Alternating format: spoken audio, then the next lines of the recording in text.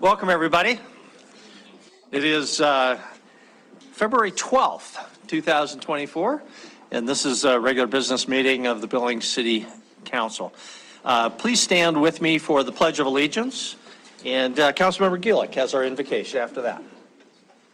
I pledge allegiance to the flag of the United States of America and to the republic for which it stands, one nation, under God, indivisible, with liberty and justice for all.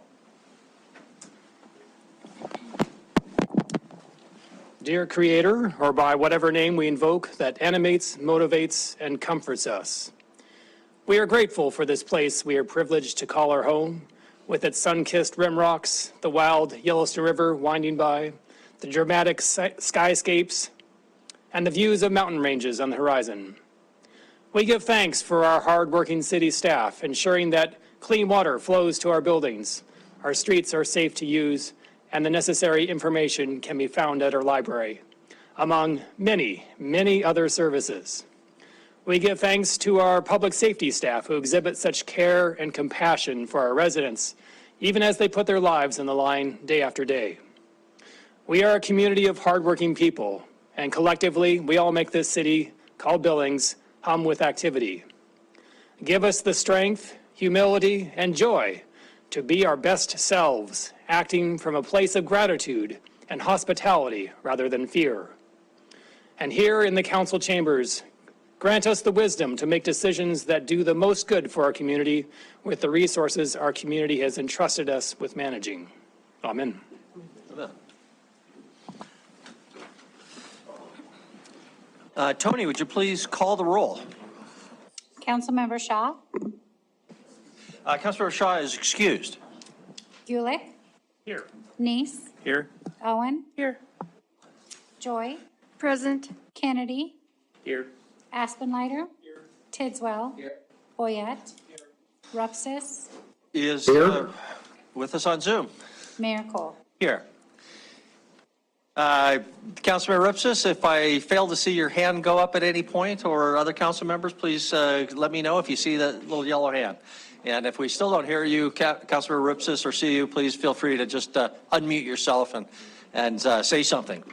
For anybody who's with us for the first time, welcome. We have copies of the agenda back on the cart there. Feel free to get one of those. We don't have anybody signed up for comment on Zoom that registered in advance. We do have our first order of business, our minutes of January 22nd, 2024. Councilmember Boyette. Mayor, I move that we accept the January 22nd, 2024 minutes as read. Is there a second? Councilmember Gulick. Any comments, changes, or discussion? Seeing none, the motion is for approval. Minutes of January 22nd. If in favor, please say aye. Aye. If opposed, nay. Motion passes. Council courtesies this evening. Do we have any council courtesies? Councilmember Joy. Thank you, Mayor and Council. February is Black History Month, and throughout this month, the Black Heritage Foundation of Billings and Yellowstone County has had presentations on Friday evenings starting at 7 o'clock at All Nations Church. This week, they will have a panel discussion of parents and teenagers who talk about growing up in in this community as multiracial. On Saturday, every Saturday at 11 o'clock throughout the month of February, there's a film being shown. So if you're interested in any of that, please look at their Facebook page and pick out the particular events you'd like to attend. Thank you. Thank you. Any other council courtesies this evening? Seeing none, we'll move on. We don't have any proclamations. Council reports. Any reports from organizations that we serve on? Councilmember Choi. Thank you, Mayor and Council. This month, the Community Development Board met, and the board is putting together the, I'd say, regulations, the the parameters for the grants that will be given out for the $1.2 million. There are various organizations that were in attendance, nonprofits that are looking to put forward grant applications. As those grant applications go forward, and the board will then make a recommendation to council for which should be funded. Thank you very much, and that's a good reminder, Councilmember Joy. The Community Development Board Council has 3 vacancies on it at this point from low and moderate income neighborhoods, which are a lot of the core of our community. So if you know anybody who lives in one of those areas and would be interested in serving on that very important board, which has an awful lot of power and authority, frankly, please encourage them to apply. Any other council reports? Seeing none. Mayor? Yes, Councilmember Ripsis. Thank you, Mayor. I just wanted to give a report from the Continuum of Care. It's not technically, I guess, a board that we serve on, but I guess it kind of fits here. So after the trip to Boise in November, I mentioned that we'll be back with a more detailed look at permanent supportive housing projects. We're working with Chris to get that scheduled now. But I do want to mention now that there's an RFP out through the Continuum of Care for what's being called a FUSE coordinator. FUSE is the frequent users of systems engagement. And this role is to really define how we can get a permanent supportive housing project going here in Billings. It's going to be a collaborative effort to produce the written plan for permanent supportive housing. Everything from funding operations to service delivery to building sites. So if you know of anybody, person or group that is interested and qualified to lead such a campaign, I'd encourage them to get in contact with Dean Wells at the United Way. Thank you. Thank you, Councilmember Ripsis. Just a reminder, Council, that the Continuum of Care's general membership meeting, I believe, is tomorrow at 1:30, and the city is a member of that. You're more than welcome to attend, and everyone is encouraged to weigh in on that. I believe, do you know exactly, does that be a Zoom meeting, Councilmember Ripsis, do you know? Yes, it is on Zoom, and if anybody needs the link, just email me and I'll send that over. Okay, very good. Thank you very much. Any other council reports? Don't see any. City Administrator, Chris Kukulski, do you have anything for us this evening? Mayor and Council, just a couple of brief things. First, there are 2 letters that came in after 3 today in the ex parte communication. Both are letters of support for item number 5 on the agenda tonight. That's the Wilson Park, Yellowstone Valley Animal Shelter conversation. And then secondly is just a reminder for everybody that next week, of course, we'll be observing President's Day on Monday, so the council meeting will be same time, same place, but not the same evening. It'll be Tuesday evening, not Monday, here in this place. So thank you. Okay, very good. Thank you. We don't have any proclamations, so we'll move on to public comment then on things that we will not have a public hearing on later. So we will have a public hearing later on the 2 SIDs on Arvin and Hancock Park. Well, you can wait if you're interested in those because we will have a public hearing on those things later. But if there's anything else on our agenda tonight and you'd like to comment, now is the opportunity. If you're part of a presenting group on, for example, number 5 with the Yellowstone Valley Animal Shelter, you can wait until that point. But if you're a member of the general public and you'd like to be heard on anything on our agenda other than either those hearings on those 2 SIDs, please come forward now. And just come right up to the podium. Let's make a little line so we know who would like to comment. We just ask that you tell us your name and address and keep your comments to 3 minutes. So would anybody like to be heard on anything on our agenda this evening other than those 2 SIDs, for which there'll be an opportunity later? Okay. We have guests and friends and smiley faces, but nobody who wants to comment. All right, then we will close the public comment on those non-public hearing items and move on to our consent agenda. Council, are there separations from our council agenda? Councilmember Aspenleiter. I'd like to separate out all of item 1 L for purposes of recusal. So that's L1, 2, and 3. Very good, thank you. Any other separations? Okay, I don't see any other separations. So concerning the rest of the consent agenda, is there a motion? Councilmember Gulick? Yes, move to approve the items on the consent agenda submitted with the exceptions of items 1L1, 1L2, and 1L3, which have been moved for separation. Very good. Second by Councilmember Tidswell. And now discussion or questions. Is there any discussion or questions before we proceed to a vote? Councilmember Neese. Thank you, Mayor. I have a question regarding item E. Item E, purchase of the 8 Ford Interceptor SUV police vehicles. Who would you like to direct that to? I'll direct it to the chief since I see him walking forward. Thank you, Chief. Mayor, Council, good evening. I'm walking forward to ask permission to call the content experts up. Yeah, Okay, great. Chief, I just question because we've heard several people talk about they would like to see the police officers in their patrol a little more present, different colors. The current vehicles are kind of blending in. You can't see them. Are these vehicles going to change colors? Are they going to? Is the city looking at doing something or studying what would be a better color to kind of stand out as far as so there'd be a little bit more visible police presence? Councilmember, no, we are limited by the colors that we can order. We have our fleet representative here can tell you. There's a handful of them. Some I don't think you'd want us driving around in. Blue being one, a couple other shades in white, and then of course my favorite, red. But we're limited on what we can order up. So this particular order doesn't change from where we're at right now. So it'd be the same blue on gray? Correct. Okay, thank you.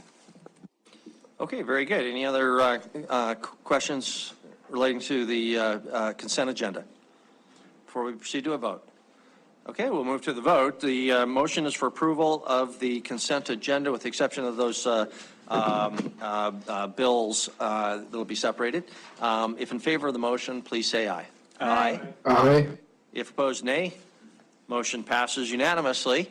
Item 1L are the bills, the 3 groups of bills. Councilmember Boyette.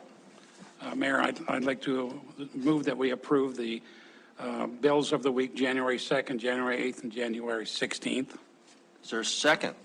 Second by Councilmember Kennedy. Any discussion? Again, just to clarify, Councilmember Raspenleiter, you'll be, your firm, I assume, is listed on each one of those. God, you almost did it again. Yes, but I got it. Okay, very good. Just for the record, then we'll move to the vote. If in favor of the motion for approval, item 1L, 1, 2, and 3, please say aye. Aye. Aye. If opposed, nay. Motion passes with Councilmember Raspenleiter not voting. We'll move to our regular agenda, and the first item up, Tony, would you read item number 2, please? Item 2, public hearing and resolution creating SID 1426 Arvin Lane. Staff recommends approval.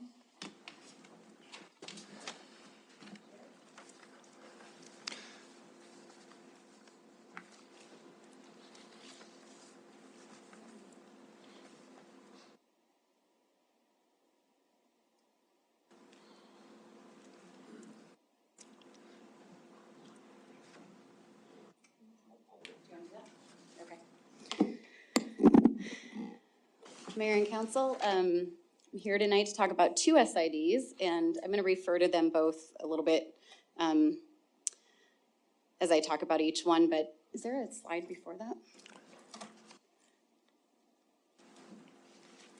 Yeah.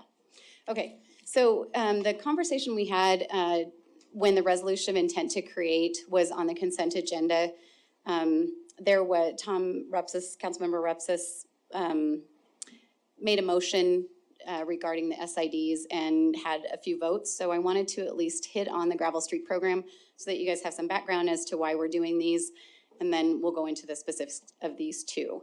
So just a little bit of history. In 2017, we did start this Gravel Streets program. The idea was threefold. One is we have an MS4 permit, which is our stormwater permit. And within that, we need to do best management practices for tracking onto streets and for sedimentation that goes into our storm drainage. So part of getting rid of the gravel streets is to make sure that we're meeting that MS4 permit.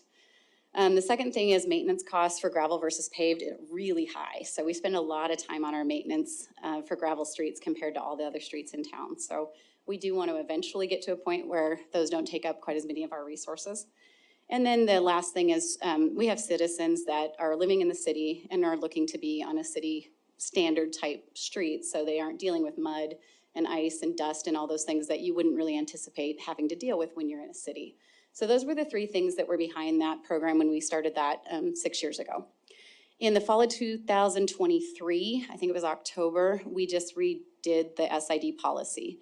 And what we did on that one was change the corner lot assessment piece.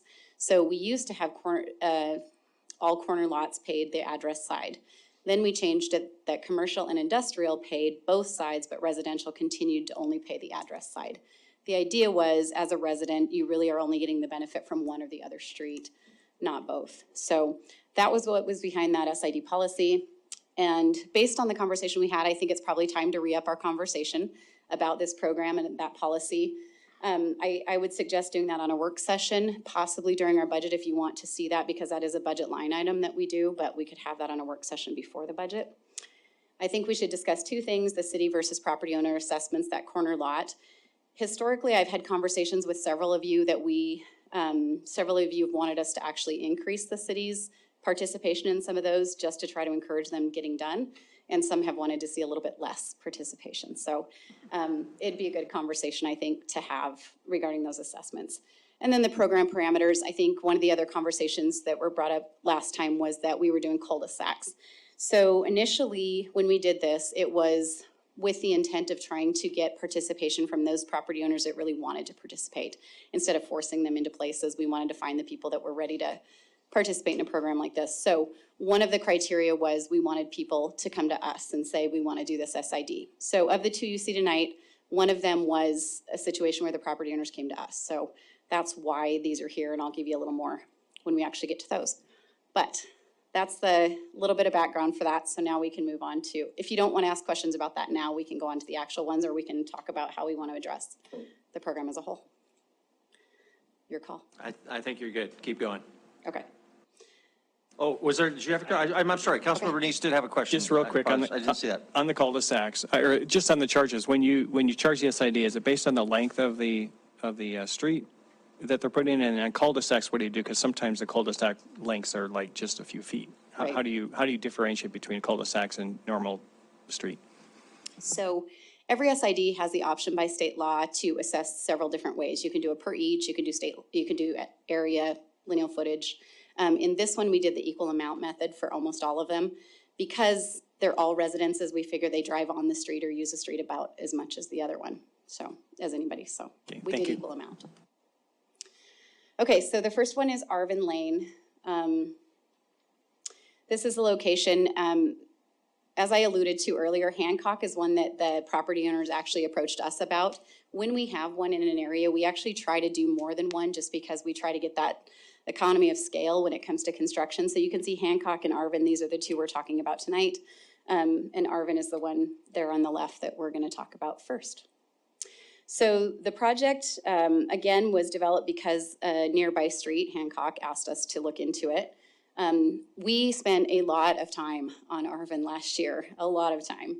So it's a very maintenance intensive street. It's got grade to it that just constantly we're up there working on it. So we saw that one in the area and we thought that would be a good one. Also, it's on our list of water line replacement projects because it's a 2-inch line and they really don't have any fire flow for that neighborhood. So those three things made us think we should probably go out and look at it. The property owners did respond to an interest survey and said they were interested. So that's why this one's here tonight.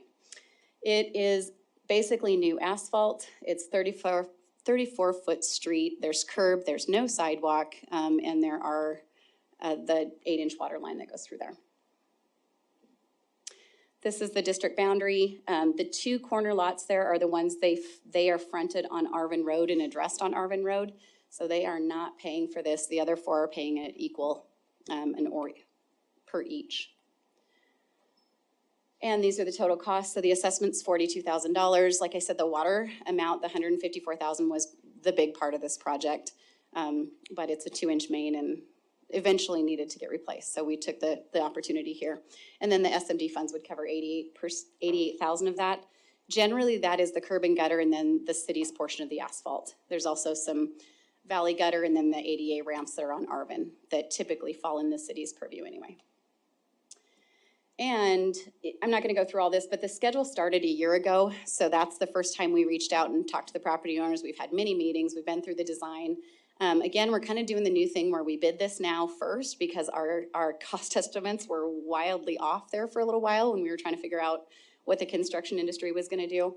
So we did bid this already, as you can see there.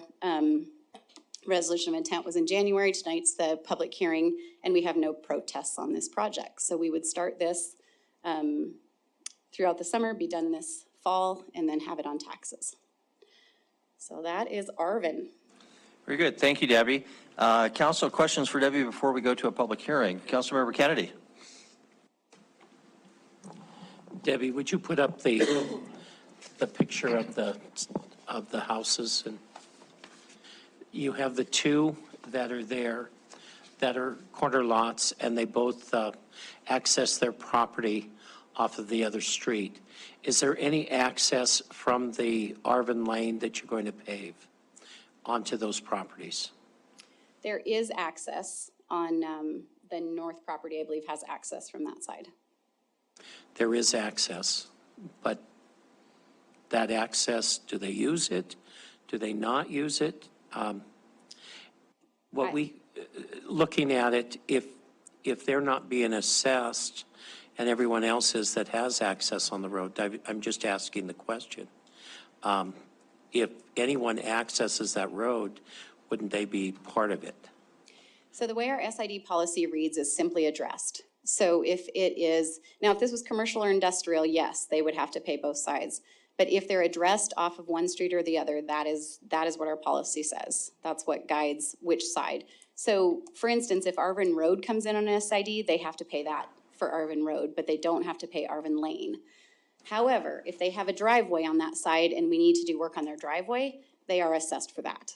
In this case, we're not doing any driveway work or any private work for them. Okay. Okay, thank you. Councilmember Bernice. Thank you, Mayor.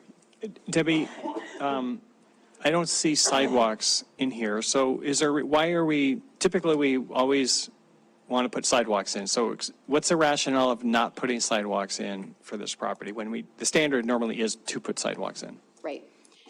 So these are both, the ones we're talking about tonight are both 40-foot right-of-ways, which is very, very narrow for trying to fit in. There's a lot of parking on both of these ones you'll see tonight. And by the time that you have a 40-foot right-of-way with parking on both sides, it gets very narrow. Also with the short cul-de-sac, we have not put sidewalk on some of those lately. If it's not on a school route, if it's not on a through street, we have not put sidewalk on some of those. Okay, so this is an exception to our policy or standard. Do we actually have a standard policy to say sidewalks be put in, or are we making an exception here? Or is this just the department saying, no, we're not going to put sidewalks in this project? Right, so there's no policy. There's a policy for how you build them if you're going to put them in. And we do have a standard design for like subdivisions and that sort of thing, which of course we try to put sidewalks in. Most of the SIDs that you'll see, we do put sidewalks in unless there's a situation where we just, like this one, it's not a through street, it's not on a school route, there's not a lot of room for it. How much narrower would that make the street if they had to put sidewalks in? It would be at least another, let's see, doing math on the fly here. You would need another 8 feet. So you would have to narrow it up about 8 feet. So what, 30? So it's 34 now, you'd have to go to about 28. 28-foot street, and that's too narrow. With parking on both sides, and we do look before we start these projects to see how much the parking's used, and in both of the cases tonight, parking is very, very common on these streets. Okay, thank you. Okay, very good. Other questions for Debbie? Any other question for Debbie? Don't see any, so thank you, Debbie. We'll open up for public hearing. This is a public hearing on item number 2, the SID 1426 for Arvin Lane. If anybody would like to comment, please come to the podium now. Just tell us your name and address and keep your comments to 3 minutes, please. Is there any public comment? This is a public hearing, item number 2. Okay.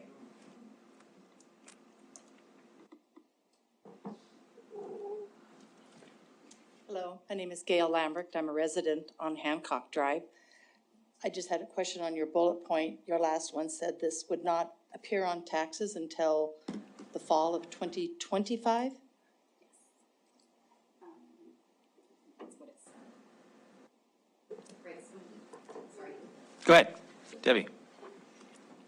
So the way it works is we do the construction and then we, based on what the actual costs are, then those are the costs that go on taxes. So it's based on an actual, not an estimate. Even though this will finish in the fall of 2024, it will not be on the taxes until 2025? He's going to answer this. Andy Zeller, our finance director. So the assessments work one of two ways. We either borrow the money and then spread the assessments, they do the construction, and we true it up at the end, or depending on the size of the project, the construction gets done and then we do the assessments afterwards. If that's the case with this project and it's not completed until fall of '24, there's a chance that it would not be able to get on. So those assessments you guys put on property taxes in September, I believe, maybe, usually that last meeting in September. So it may not get on there if the project's not completed by then. But if I wasn't paying close enough attention to know when the project deadline was, sorry. Yeah. So when you say get on there, are you saying there's a possibility that it would end up on the 24 tax bill? Only if construction was completed well before that and assessments were determined. But if construction isn't completed until fall of '24, it's unlikely that you would not have the assessments ready in time to go on tax bills. So in all likelihood, it will be in 25. Jennifer just texted and said she's going to try 2024. So She's going to try to have it? try to have 24. Okay. So it sounds like we're going to try to have it on tax bills this next November. If it gets done in time. Correct. Okay, so that's the goal, but unclear exactly when. Okay, yeah, depending on completion date. Okay, very good. Is there any other public comment on this item before I close the public hearing? Okay, I will close the public hearing on item number 2. Back to council. Councilmember Aspenlider? Having conducted a public hearing, considered written and spoken public testimony, I move to approve resolution creating SID 1426 as recommended by staff. Thank you very much. Councilmember Neese? Second. Councilmember Neese makes the second. Councilmembers Aspenlider and Neese, would you like to speak to your motion or second? Nope? No. Okay. Any discussion on the motion generally? Any discussion? Oh, yeah, thank you. Councilmember Rupsis. Thank you, Mayor. I just wanted to say I voted against the intent to create the SID a few weeks ago. I intend to continue to vote against this one now. I understand this is down the way, but I don't think that should be an excuse for us to make a bad financial decision for the city here. I think there's a lot of discussion that we should have. So I look forward to that work session conversation, but I'm going to continue to oppose these two SIDs. Thank you. Okay, very good. Thank you. Any further discussion? Councilmember Gillick? I will vote in support. I did vote against last time, but, and the reason I voted, not even knowing any the particulars of this, I want to see the analysis. A lot of cities across the country have done an analysis and find that the property taxes brought in don't cover the costs of maintaining cul-de-sacs in particular. And so don't know whether that's the case here or not. So, but I think we've raised the issue, and as Director Melling said, we have the opportunity. I think we'll want to take it to discuss this further in the future. But so I will be voting for this time. Okay, thank you. Any further discussion? Okay, we'll proceed to a vote. The motion is for approval of item 2, the SID. If in favor of the motion, please say aye. Aye. If opposed, say nay. Nay. Councilmember Ripsis votes the negative, and all other council members voting affirmatively, so the motion passes. That's item 2. Item 2A is the actual bid award, so back to Debbie for your no presentation on the bid award, item 2A. So are there any questions for Debbie concerning the bid award, item 2A? Okay, Councilmember Joy? Thank you, Mayor and Council. I move to award a contract for SID 1426 to Earth Movers Excavation, Inc., as recommended by staff. Councilmember Joy makes a motion. Councilmember Neese has a second. Councilmembers Neese or Joy, would you like to speak to your motion, or Neese for a second? No? Any other discussion on the motion? Any other discussion on the motion? Okay, seeing none, we'll proceed to vote. The motion is for approval, item 2A, the bid award on this item. If in favor, please say aye. Aye. If opposed, say nay. Nay. Councilmember Ripsis votes in the negative. All the council members affirmative. Motion passes. Item 3, back to Debbie. Item 3, public hearing and resolution creating SID 1427 Hancock Drive. Staff recommends approval. Thank you, Tony. Debbie. Good evening, Mayor and Council. So the good news is this is much shorter because I'm not going to do the history on this one. So this is Hancock Drive, SID 1427. Oh. Again, the location is very close to Arvin, so north of Poly, south of Rimrock Road.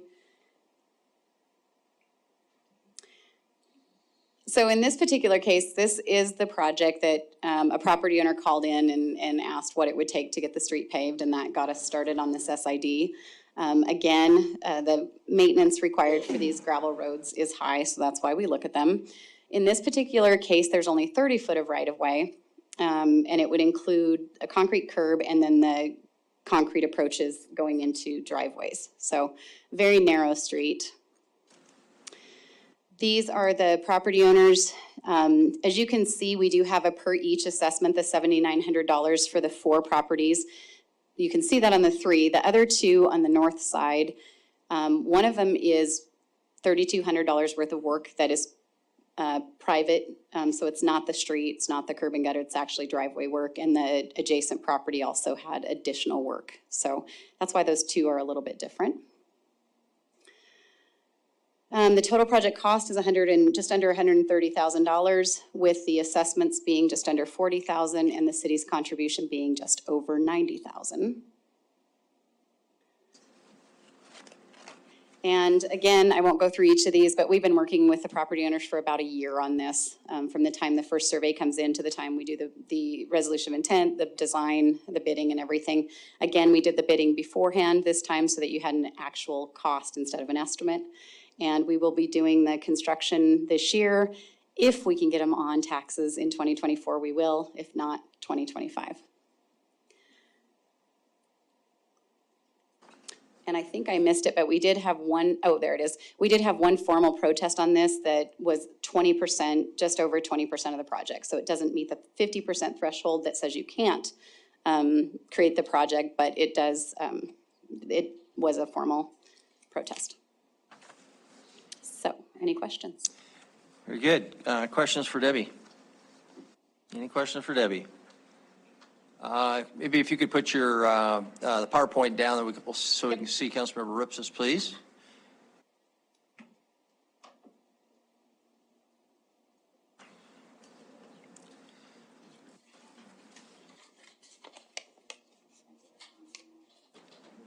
Councilmember Ripsis, did you have any questions? No, Mayor. Okay, very good. None of the council members are indicating any questions, so we'll go to our public hearing on item 3. If you'd like to be heard, please come forward. This is your opportunity. Just ask that you keep your comments to 3 minutes and tell us your name and address, please. Elizabeth Clarich, 2512 Hancock Drive. My comment is just a thank you for the professionalism of the employees of the city who've been working with the residents on Hancock to help improve our street and join the civilized world that live on a paved road. Thank you. Sorry you won't be in the country anymore. Okay. Any other public comment on this item? Any other public comment on item 3? No one's coming forward. We'll close the public hearing. Council, any further questions or motions on item 3? Is there a motion? Councilmember Neese? Having conducted a public hearing, considered written and spoken public testimony, I move to approve a resolution creating SID 1427 as recommended by staff. Thank you very much. Councilmember Gulick makes the second. Discussion? Any discussion on the motion? Councilmember Neese. I'll just say that I really support the city and what they're doing to try and get rid of some of these gravel streets. There's quite a few up in the heights. I'd like to see the city move up that way soon sometime, but getting rid of these gravel streets I think is really good for the city, as Debbie mentioned. So thank you very much for bringing this to us. Thank you very much. I'll also just comment that if anybody is listening and lives on a gravel street and would like to get more information about the cost of paving your street, please contact our Public Works Department. They'd love to talk with you. We do expect a contribution from the property owners, but sometimes the amount that the city contributes to these projects is actually quite a bit more than what the assessments are. So in that sense, it's a pretty good deal. The very first one, for example, was about 85% city, 15% property owner, because of the some of the work was done putting in replacement water pipes and things like that. So we want to identify property owners who want this. We've got limited funds, and we want to prioritize the use of those funds where we have neighbors who want these improvements. So please reach out. Okay, anything further before we vote? Don't see anything. So the motion on item 3 is for approval. If in favor of the motion, please say aye. Aye. If opposed, say nay. Nay. Motion, Councilmember Rupes votes in the negative, all other affirmative, therefore motion passes. Concludes item 3. Item 3A is the bid award. There's no hearing on that. Debbie, I also assume no that, so I guess we'll ask Tony to read item 3A. 3A, bid award SID 1427 Hancock Drive. Opened 12/19/23. Recommend Earth Movers Excavation, Inc. Okay, is Councilmember Aspenleiter? I move to award the contract for SID 1427 to Earth Movers Excavation, Inc., as recommended by staff. Motion made by Councilmember Aspenleiter, seconded by Councilmember Kennedy. Discussion. Any discussion? Motion is for approval. We'll proceed to a vote. Motion is for approval. Item 3A, bid award on SID 1427. If in favor of the motion for approval, please say aye. Aye. If opposed, say nay. Nay. Councilmember Rupes votes to the negative. All other in the affirmative. Motion passes. That concludes 3. Brings us to item number 4. Tony, would you read item number 4, please? New City Hall security and updates. No action required. This is largely a status report from our Assistant City Administrator, Kevin Ifland, who will bring up his PowerPoint.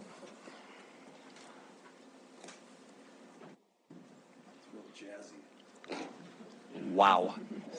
Just wait till you get to the finance side of this. So, good evening, Mayor and Council. Tonight, I just want to touch base on a few things regarding the new City Hall. Number one, the security. And what I'm looking for on the security side is just general direction of where you want staff to start heading with general building security beyond what we've got into the design of the building. So keep that in mind as I'm presenting there. I'm also going to go through the CGL recommendations for court security. And we do have the draft report, so I'll go through the 4 recommendations that we've had there. Also provide you just some general project updates of where we're at. And then Andy's going to kind of do the Friday finisher and come in with the financials of how we're kind of looking on the financial side of this. So with that, I'll jump right into this, if it works. So in the general design, we've kept security in mind right from the start, from when we met with the architects, met with the court and the police architect specialists and things like that. So some of the design elements in there, we started with the perimeter of this building, of how can we make it secure and safe for our visitors to show up. And part of that, there was a SEPTED analysis done on this, so we will be incorporating some of that landscaping and lighting ideas on the outside of the building as we move forward with this. And John Caterina, our facilities manager, is part of the SEPTED committee, so he's intimately aware of what might need to happen on the outside of this building, so that's part of it. Access control has been the other piece of this. So we've got a very robust and a very functional access control system in the building. We have over 85 card readers with the access control, so then what that does is really allows us to define everybody's role and where they can go, where they can be in the building, and then also for the public, where can we, direct and keep the public in areas that they need to, have access to, but keep them in areas or out of areas where they might not need access to. So very robust system that I believe is going to be changed to more of a card with an identification on there. So a little bit different system that we'll be moving to. The third part is security cameras. So we've got over 50 security cameras in the building that will be covering almost all of the public areas in the building, along with some of the interior areas in the building. So very robust system, again, on the security camera side of things. And with this system, what we can do is we can basically pipe that into any desktop or any sort of device that we want to, and give people access to different cameras and such throughout the building, and allow them, to view the cameras that they need to view. And then also on the saving video side of those. Again, we'll be working closely with the legal department to make sure that we're keeping the Montana Constitution. Karen kind of alluded to a little bit in public areas, what we can record, what we can't record in some of those areas. So that's kind of that third level. The fourth level, you did approve for an elevator modernization tonight on the consent agenda. And what that will allow us to do, just besides functionality of, getting from, floor 1 to floor 5, what that also does is allow us to overlay our security access control system onto an elevator, and then give people different priority levels for elevators via like the judge. The judge will be able to have priority access, security overlay on that, so it doesn't stop on maybe subsequent floors of where the judge needs to be in the elevator. So that, again, allows us a lot more control over our whole system and access of where people can go and how they can travel throughout the building. All right. Tonight, additional security that I want to kind of talk about in the building, and I'm going to kind of fast forward through some of these so I can kind of get you to a slide, but we want to talk about, do we want physical security in the building? And that can range from anything from, a police officer, quite honestly, that's going to be one of our most costly option, security guard, and that could be an internal employee or contracted labor for something of that nature. How many of them do we want, and what do we want their active roles to be in the building security? So we'll kind of go through that a little bit.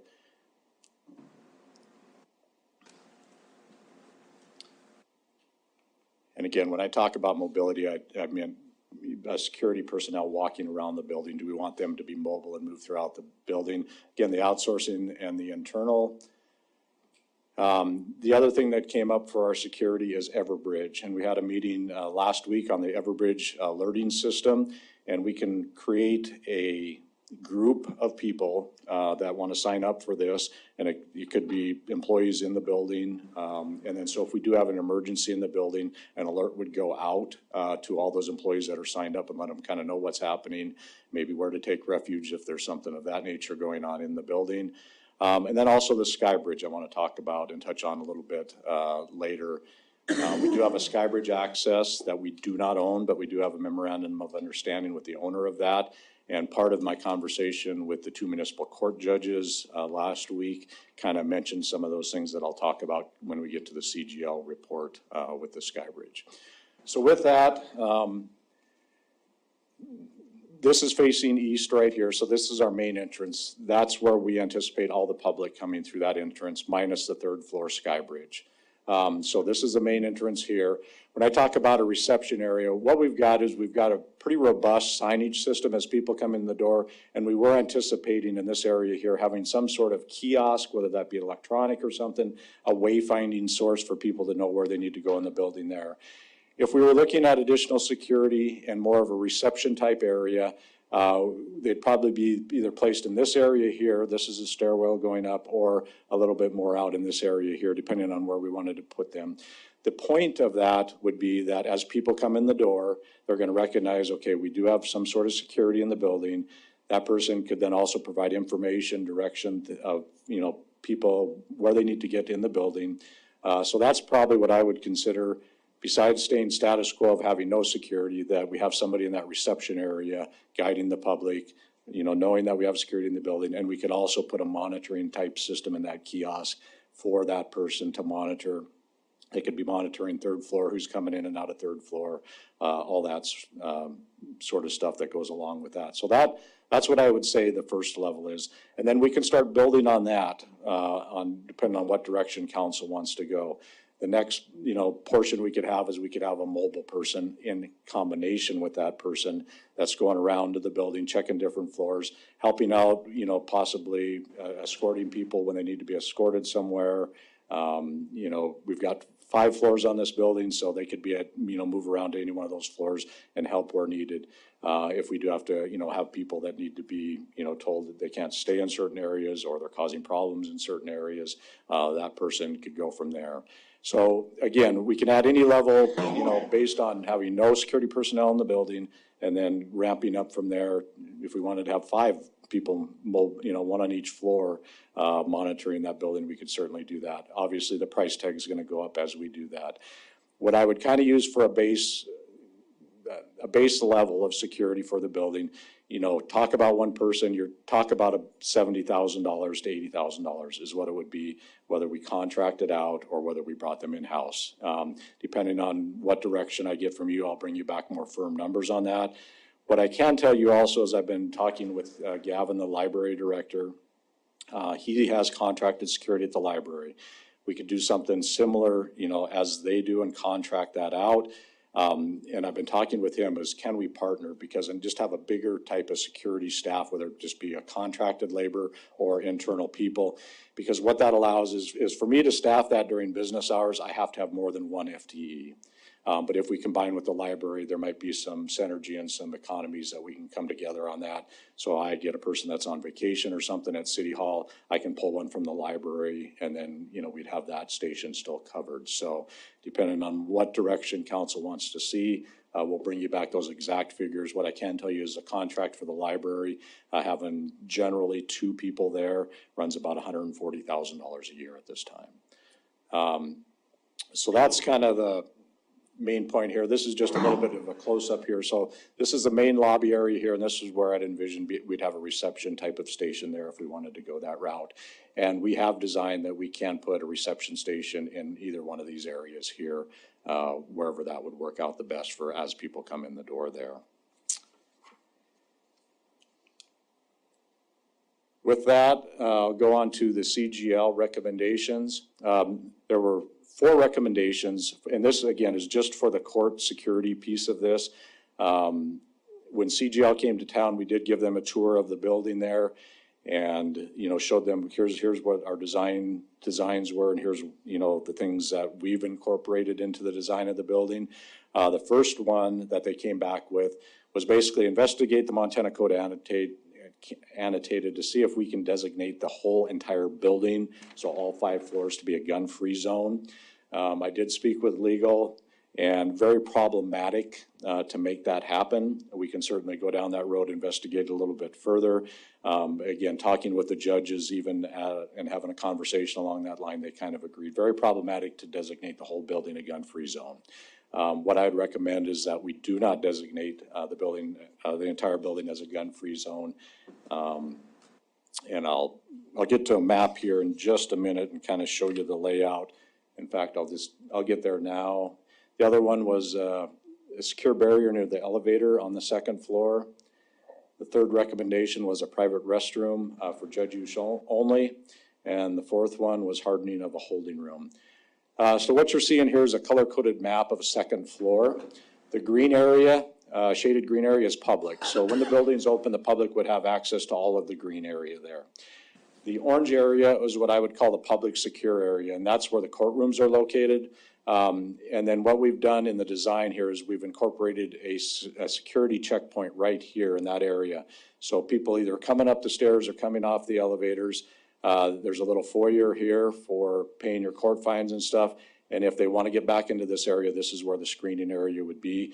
And we could, have magnetometers set up there, whatever type of screening level that the courts wanted to have at that point, that's where that would occur. So if you're talking a gun-free zone, it would be in this area here. A weapons-free zone would be in that orange type of area there. So instead of designating the whole building, this is where we're suggesting that it happens for the two courtrooms. With that, in the design, the blue area here is employee-only area. So not only, do you get through the public area, this public secure area, as I'm calling it, you have to have credentials to get back in the blue area. And the court personnel can travel around the entire court system and never have to go into the public secure area. They can, have access to the back of the courtrooms in these areas here, and have access to the judge if they need it from the employee point of view. There. So those are the three kind of levels of security. As I walk through the second recommendation, they recommended, these are the three elevators here. They recommended this elevator be walled off so the judges could come up from their parking space, not have to come up into this green area, the public area, and then get to their secure area, that only employees can have access to. Very problematic to make that happen because we got a public stairwell here. So this stairwell, we have to allow access in egress in case of fires, things of that nature. So very problematic to just wall that up and then use this only, wall this area off only for the judge use elevator. We do have two employee-only stairwells on the north and south end of the building. Our solution to this, we've got a few options for the judges. The basement will be secure parking. The basement elevator area will be in a secure area. We will put a monitor down there so they can monitor the cameras and so they can see what's happening out in this area here. It takes 20 to 30 seconds once the elevator doors open down in the basement to get to this level, and part of the elevator modernization, like I said, they can then swipe their key, they would go from the basement, it would not stop on first floor, and they could get off at second floor. So there wouldn't be any chance for a public interaction on first floor, that they could get off, on that second floor level. That's one option that we gave them. It's approximately 30 feet coming off the elevator to get to the secure point here. The second option, certainly if they wanted to use the stairs, they can use the stairs from the basement, come up in this area here, and then that automatically brings them into the employee-only area. So that was the second option. The third option, and along with meeting with the judges, I met with the court officers. So each judge has their own court officer.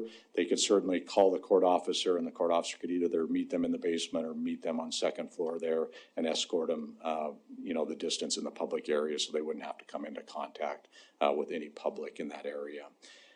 Those are the options that we came up with. Did present those to the judges and didn't get any feedback,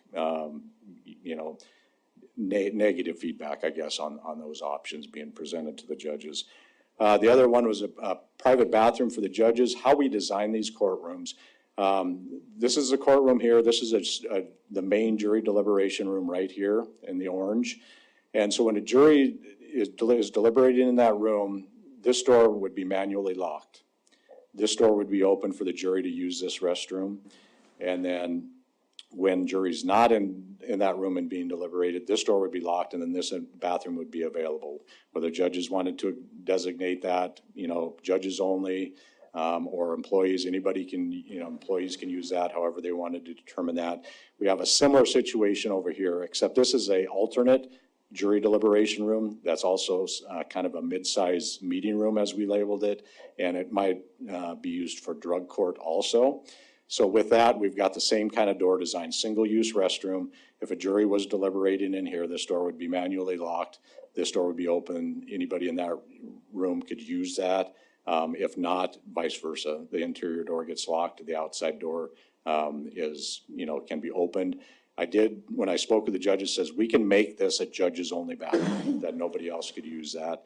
And their indication was that they'd rather have it open to employees instead of just to them. But that was, if judges, according to the CGL report, wanted one bathroom only for themselves, that was kind of our option there, that we could make that happen. The last recommendation from CGL report, this is a holding room here to hold prisoner transports that come up to city court. Again, the court officers come off the elevator there. They would have priority access on the elevators with the modernization. They get them into the secure corridor here, and then they can hold them in a holding room there. That room is hardened, which means it does have a hard lid, hard walls, so they can't just punch through sheetrock or something like that, or crawl out the ceiling, tiles, anything of that nature. The one other recommendation from CGL was that door should have a window in it, so we did change out the hardware and did put a window in that door. So that was the fourth recommendation that came from CGL in regards to just our design and layout. I do want to add that part of my conversation with Councilmember Owen, she indicated that Judge Hirata over at the district court was leading a security team over there to look at their courthouse. So 2 weeks ago, I did meet with her and I walked through this plan. And the comments I got from her is it's a fantastic design. So, she did give me a couple options to look into. One of them I kind of alluded to was Everbridge, that, they indicate if something's going on in the courthouse, an emergency's going on, a lot of times she doesn't even know and might walk right in the middle of something. So I think our Everbridge will be a solution for that to happen. So that was one good recommendation that did come out of Judge Hirata at the district court level in their building. So some project updates. This was taken today.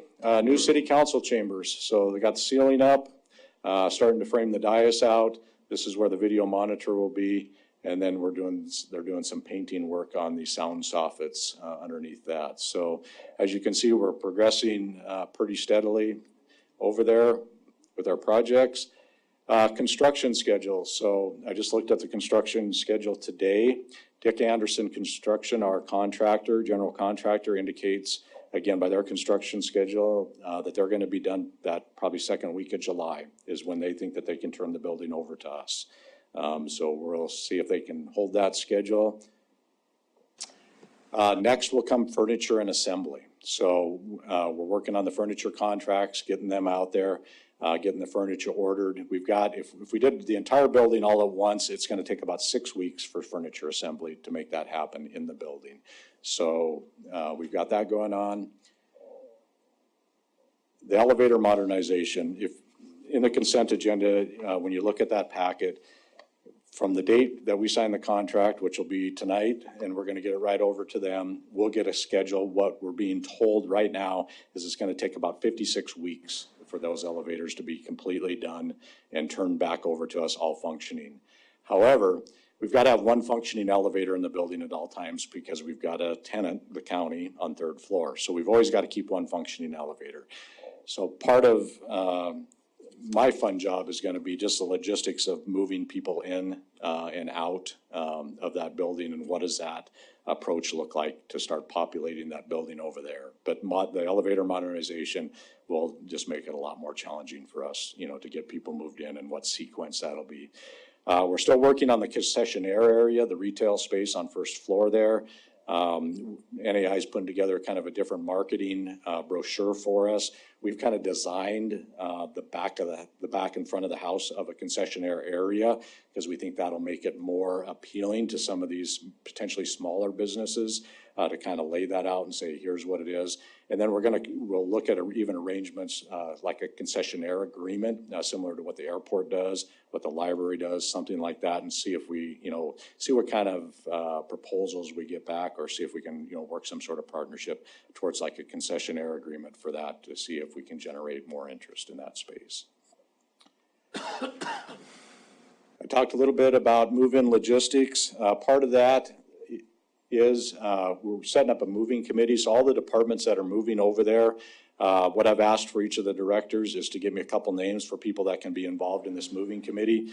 It will be a logistical nightmare. I don't have any roses painted for this is gonna go, just peachy. But what I want, I've got 25 people that are gonna be on that committee, so big group.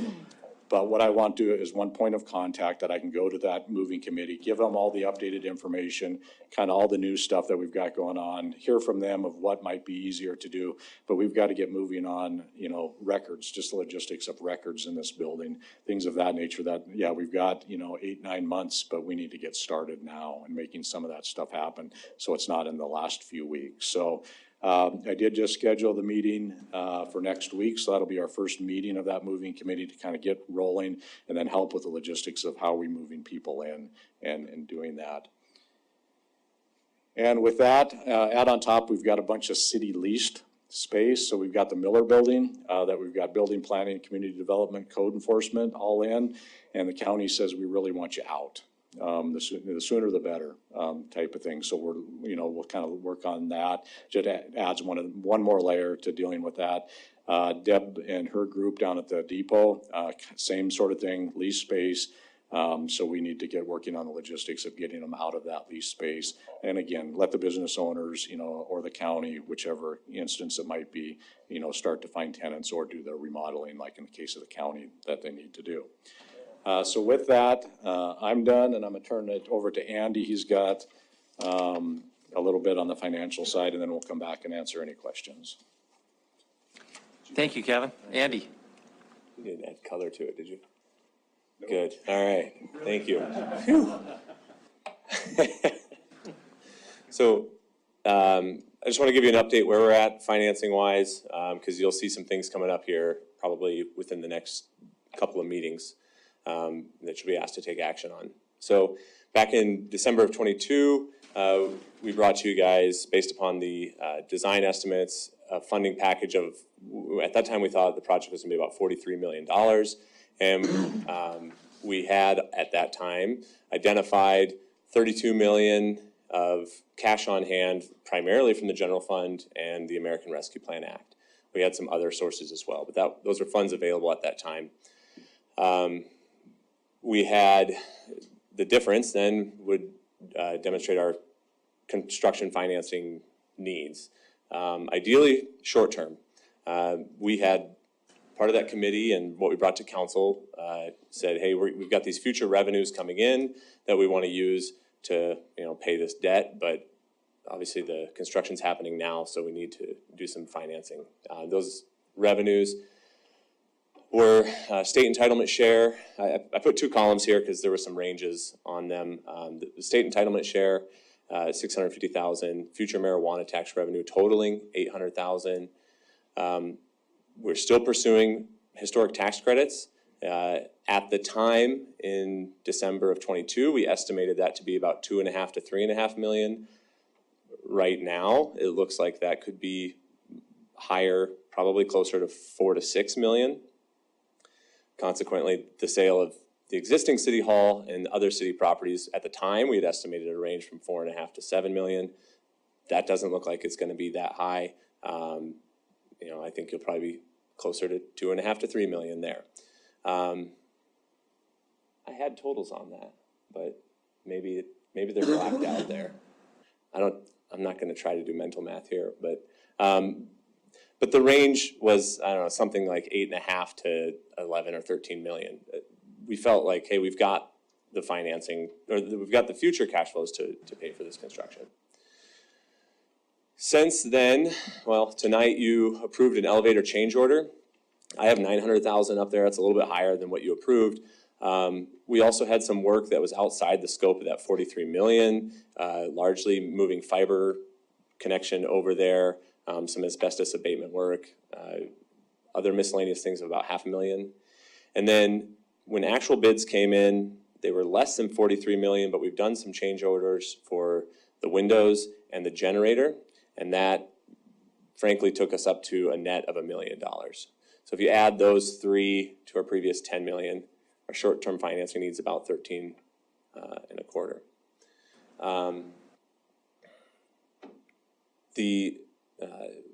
So what you'll be seeing here in hopefully your first meeting in March is action to borrow funds from the State Board of Investments. We're going to their board first for approval. If they approve it, then I'll bring it to you guys for action.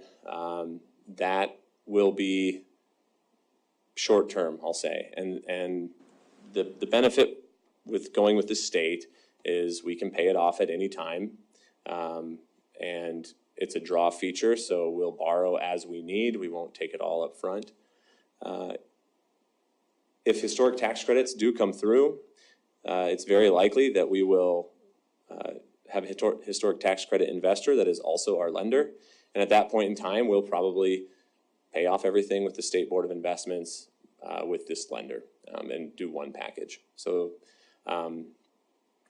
there's some process with getting that the tax credits approved through the National Park Service. That's taking quite a while, and that's really causing the delay here on why we haven't done financing earlier. We'd hoped that would go smoother, or I'd hoped that would go quicker. Depending on how the city hall comes in, the sale of the existing city hall and properties and the tax credits, you should expect that if we borrow that 13 to 14 million, your long-term financing is going to be about 2.7 million up to possibly 9.5. Now, the reason I say that is because like I just said, we have not gotten official approval from the National Park Service on the historic tax credits yet.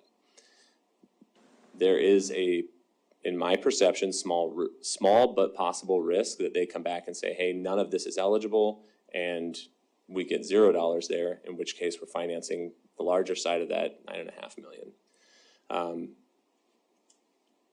I think it's probably more likely we'll be closer to that 2.7 million long term. And when I say long term, that's 10 to 15 years. That's all I had. So just to reiterate here, next steps for you guys, you'll see something, my hope is on your March 11th council meeting for action on financing. I think that's all I've got. And Kevin, no questions? Okay, I'm sure we'll have lots. Kevin, I'll start with on the, if you bring the diagram, the floor plan up on the bathrooms. For the judges? Yeah, and can you just address the frequency of trials, since when there's a trial, those bathrooms would be out of use for both employees and the judges? Yeah, so I did talk to the court administrator, and normally on a normal month, what they anticipate with two judges is 1 to 2 jury trials a month. So okay. with that, if they did have 2 jury trials going on at the same time, which would then, they'd be using both of these jury rooms at the exact same time. These bathrooms could be taken. There are other options in the building. There are single user restrooms in a lot of the public areas. And there is a set of bathrooms down in the secure basement area that could be used. And I assume the trials are 1 or 2 day trials, typically not 2-3 week trials. I think very few go over a day. Yeah. Okay, other questions for Kevin? Councilmember Owen, Councilmember Gillick? Thank you, Mayor. Kevin, when we talked about the camera system, you had sort of said we could potentially have a person down in the lobby kind of as security and info desk. If we don't have that, then it's true that anyone could watch the cameras, but no one's required to watch them, right? No one would have that job of watching the cameras. Yeah. Is that correct? Thanks, Councilmember Owen. Yes. So when I say status quo, then what we have here in City Hall right now is if there's cameras out in front of IT, let's say, or something in that area, the IT department is responsible for those cameras, monitoring those however they want to monitor it. So yes, if we stay status quo, then we would, designate in, departments. So the building division would see the cameras outside of there, and they'd be responsible for monitoring them. But again, it would be up to the department director there on, how frequently are they monitored?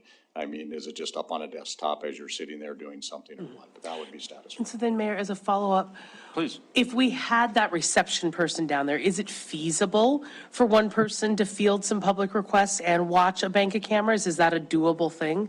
I would think it is, because generally you'd want to be monitoring the public areas. So I think there's going to be some cameras that are going to give you that good overview of what's happening in that public area. So with that, I mean, you're talking literally, if they're on first floor, they'd know what's going on there just by proximity. So at the most, you have 4 other camera views that you'd have to kind of pay attention to, and I think that's very doable for one person. And then my last question, Mayor, is for that tenant area, have you come to any decisions as to whether or not there'll be any external access, or is it only accessible internally?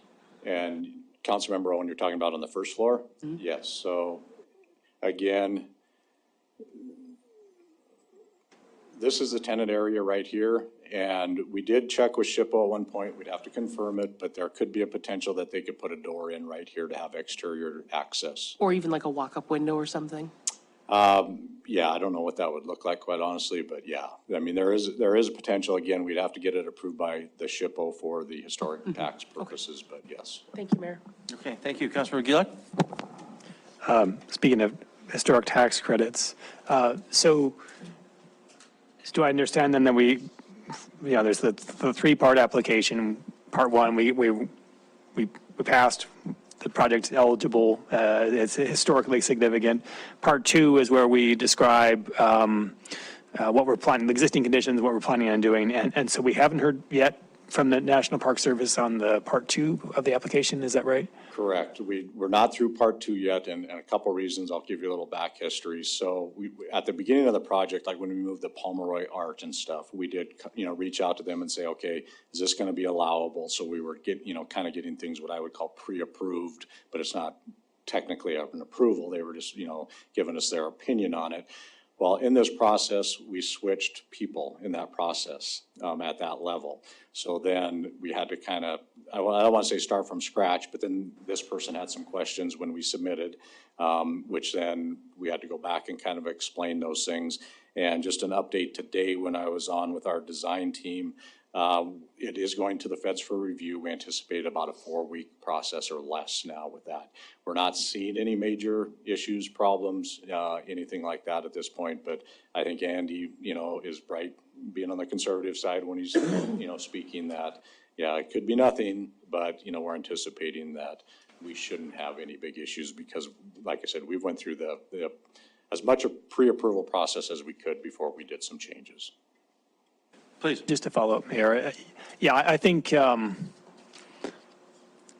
did just have a project with unconditional approval come through, which is the first time that's ever happened. So usually if there is an issue, they have a conditional approval, just as we do in our, land use things. And so we might have to change a few things. So it lowers the risk considerably. But ultimately then with the Part 3, I mean, we don't get the bulk of the tax credits until the bulk Part 3 is approved, which is after all the construction is done, and we are able to document that. So that'll still be a little ways out. But okay, thank you very much. Very good. Councilor Renese? Thank you, Mayor. I have several questions.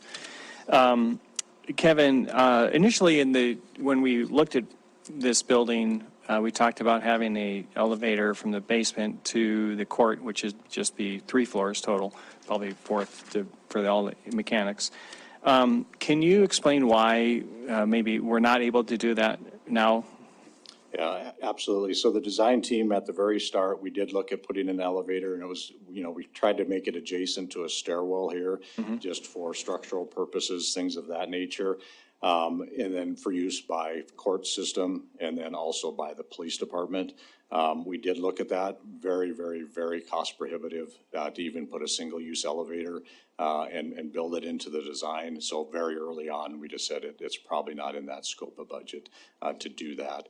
And so the next best thing, like we said, was, the security overlap on the elevators to basically give them priority access. So when you say cost prohibitive, what numbers are we talking? If I remember correctly, it was in the $1 million range. And then structurally wise, the way that building is built with the columns that run from the basement to the 5th floor, making it fit in certain areas with some of the structural stuff was very engineering heavy, I guess, on it would be the best way to put it. Okay, great, thank you. And then the Everbridge, I have two questions about this. One is kind of the Everbridge security, and then any kind of speaker announcements within there. So if anything's going on, maybe the employees would know what's going on if you have this Everbridge, but the general public may not. So is there going to be like loudspeakers throughout the building that if something is an emergency or something like that, they need to know about, that will be there? Or, and I'd like to know more about the Everbridge because, and I don't know enough about it, but it seems to me like there would be a real delay in an incident happening, trying to get notice to someone to put it in the system, and then the system notifying some. By that time, it's probably too late. So can you explain how that system works and how, if there's another system for the general public?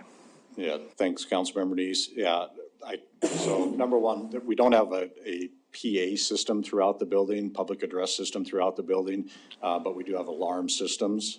So whether it be, the fire alarm, something like that, that can be activated. But yeah, we do not, and no PA system was designed, throughout the entire building. With that being said, Everbridge, I don't know a lot about. We did have a meeting last week on it and talked a little bit about it, but my understanding of it is you can make any group you want. And then you select who can have input into that and send out notifications, because it doesn't necessarily even have to be an emergency notification. It can just be, hey, such and such is going on, we're gonna have construction on the 5th floor at this area or something like that. But you designate who can input that information. And along with that, for an emergency type thing, what I would envision at City Hall for that group is you have a select group of people that can notify, and input that information, however big we wanted to make that. And then along with that, you're gonna have, dispatchers or somebody at the 911 center that's gonna have that type of capability. So if they were receiving an emergency call, that they could send out an alert like that. Okay, so it does seem like there's quite a bit of interaction between the time of an incident and when it's actually been broadcast out. Is there are the judges going to have any kind of like panic buttons so that they get notified right away, things like that? Okay. Yeah, so right now there are panic buttons for the judges to use at their dais, front counters in areas. And then again, we have some flexibility, is my understanding, with that system of where we want those to go. Two things with the panic buttons. If it's going somewhere where nobody's paying attention to it, it really doesn't matter. So I think with this system, and we're going to verify that we can send it out to multiple areas, which means, maybe it would go to the police department on 4th floor, but that doesn't necessarily mean there'll be an officer there. We'd always have a police clerk there, but not necessarily an officer. It would go to dispatch, okay, because then dispatch can get a hold of people to respond to, whatever incident's going on. And then we're looking into, can we send that out to the court officer's radio as an alert tone? So, to have multiple ways if there is an emergency going on. The one thing I'll say about security, our biggest concern for this building is going to be human error, leaving doors open, not hitting the panic button, or not knowing the system, or hitting the panic button, every other day. So then when it does come across, nobody's paying attention to it. So that's part of that education process we're going to have to deal with, is just that human error component of just leaving doors open, not being familiar with systems. Okay. And Mary, some more questions here. So Kevin, you're going to have cameras in the public area, you stated. Will you have any cameras in the court areas or in the other areas so that if the judge just hit the panic button, someone who's watching monitors can see what's going on? Or what about just general employee areas? So there will be any cameras in there? So we do have all the public areas covered. And then what we did is we went to each department is where's some security points in your department that you'd like to have some internal coverage. So that's how we did that. I can't speak to exactly where the cameras are in the court area there. There are internal cameras, but we left that to, in the judge's area, left that to the judge's court administrator of where would you like to see cameras in these areas, and then the same with the director level. Okay. And let's see, last is, you mentioned several times about gun-free zones, and I wanted to be be clear about that. I think when you say that, does that mean 100% of the time gun-free zones in the court areas? Because if I understand, if they're only used for court proceedings, then they can be, I think it's up to the judge to determine that. So are those areas going to be 100% all the time in that, like if you pulled up the map, it was the kind of the red or pink area, is 100% always gun-free zones? So again, I mean, the judge has to designate that, in my understanding, and Karen can certainly speak better than I can, towards this, but it's when basically the court is in session, and that could mean just during business hours, but I don't know if Karen would agree with that, or. Our office does have a memorandum from the last legislative session that goes through the restrictions that can be placed on carrying a weapon, whether or not it's permitted. The judge has the obligation and the ability to issue an order that any place in use by the court or by the court personnel is a no weapons area if they do so. And so that could cover most likely the whole second floor. Where it becomes problematic is trying to designate the entirety of the building, because for one thing, we rent out the third floor to county. So even if the court personnel were coming in on the first floor, it would be difficult to designate that first floor. But the second floor could be. Okay. So to clarify, not only the red zone, then the limitations could apply for carrying a gun, could apply not only to the red zone, but also the blue zone on the second floor, but not the green zone. I believe that if the judge designated that, it could also be used, because all of your court staff would be using either that stairwell or that bank of elevators to go up and down to the police department. They would be using the hallways to go to the city attorney's office.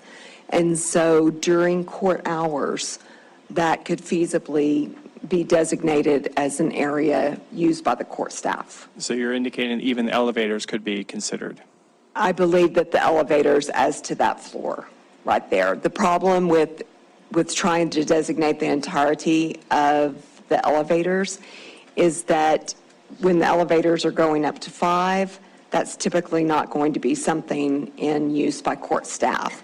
But that entire green hallway right there and to the top of the stairs, that should be able to be designated, should the judge choose to do so, as an area of no firearms. So the judge will make an order, and then the city will have to follow that posting? Correct. Okay, thank you. Okay, thank you. We'll just drill a hole in the side of the elevator. If you got a gun, just chuck it out through the hole when you go by that second floor, I guess, something like that. Councilmember Boyette? Thank you, Mayor. Kevin, I spent quite a few hours watching the security guard at the county courthouse. He has a kiosk and cameras, and he watches that a bit. Is that something that you visualize like that with a kiosk type? Yeah, I mean, I get my recommendation, and again, I mean, this can always be modified, is, we set up a kiosk. I think watching the monitors and stuff, is good and very important, but we're gonna have, I envision that we're gonna have 90% of our traffic coming through that door right there. And just seeing security personnel, seeing the monitors, seeing that presence there is gonna know, okay, we're paying attention to what's going on in this building. Okay, and that's gonna kind of set the tone for the building. So yes, some sort of desk, with monitors, that they could see there, see people coming in, seeing what's going on the monitors, hearing if something's happening in the building. In that area there, you've got the open stairwell to the second level, so you're gonna hear if there's a disturbance going on second floor. Mayor, also this person over at the county is a great asset to the public. This person was directing public, different floors, people didn't know where they were at. I mean, it was a great asset for that part of it. So Andy probably paid you off, but if we didn't have somebody there, I anticipate even with the best signage and even electronic kiosks, people are gonna come up to this window here because it's the first thing they're gonna see. They're gonna say, I need to pay my parking ticket, where do I need to go?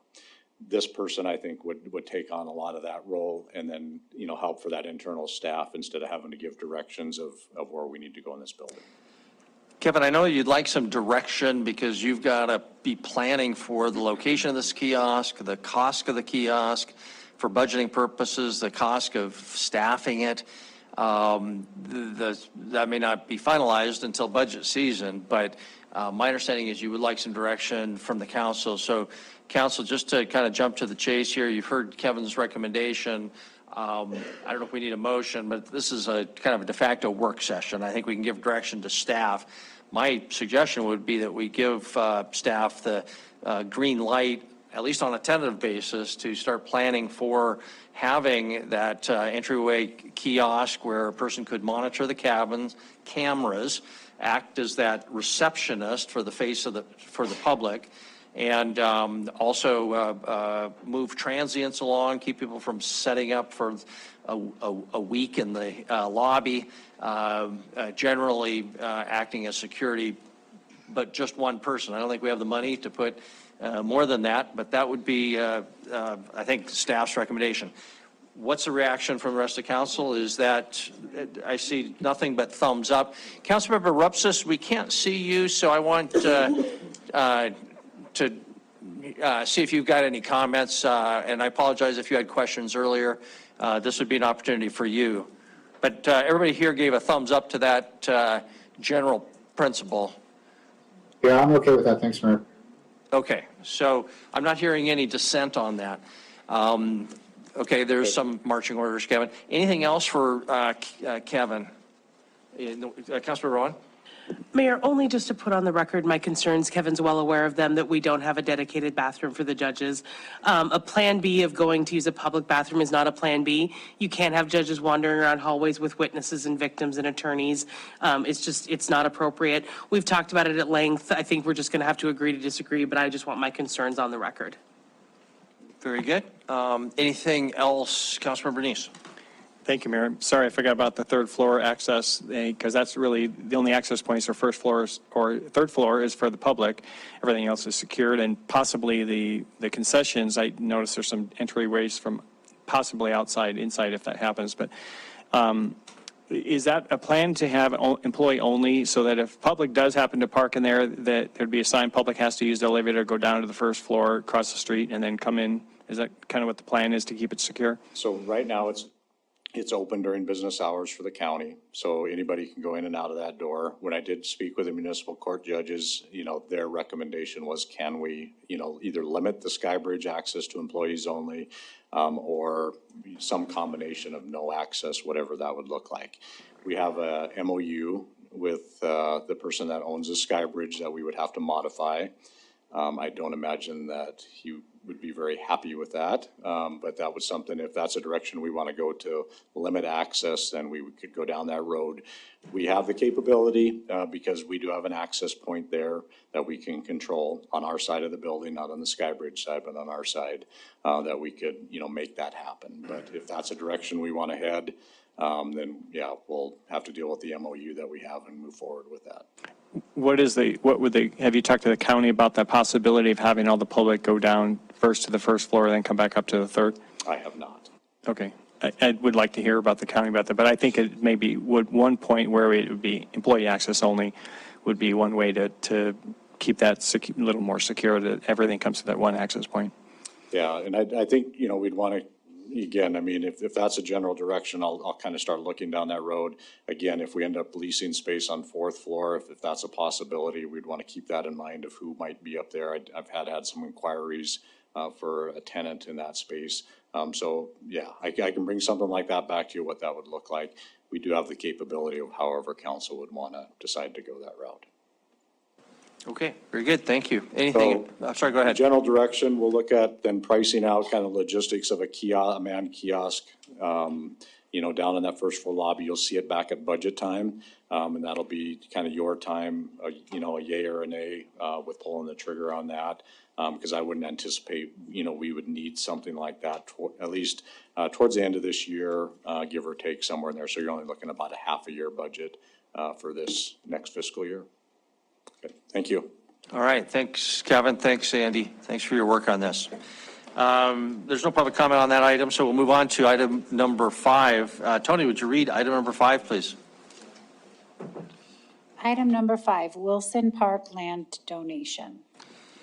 Thank you very much. Our presenter here, so to speak, will be Kevin, or Chris will start us off, and then we do have some guests with us, both from the Yellowstone Valley Animal Shelter and from the new Rocky Vista proposed veterinary college. So, Chris.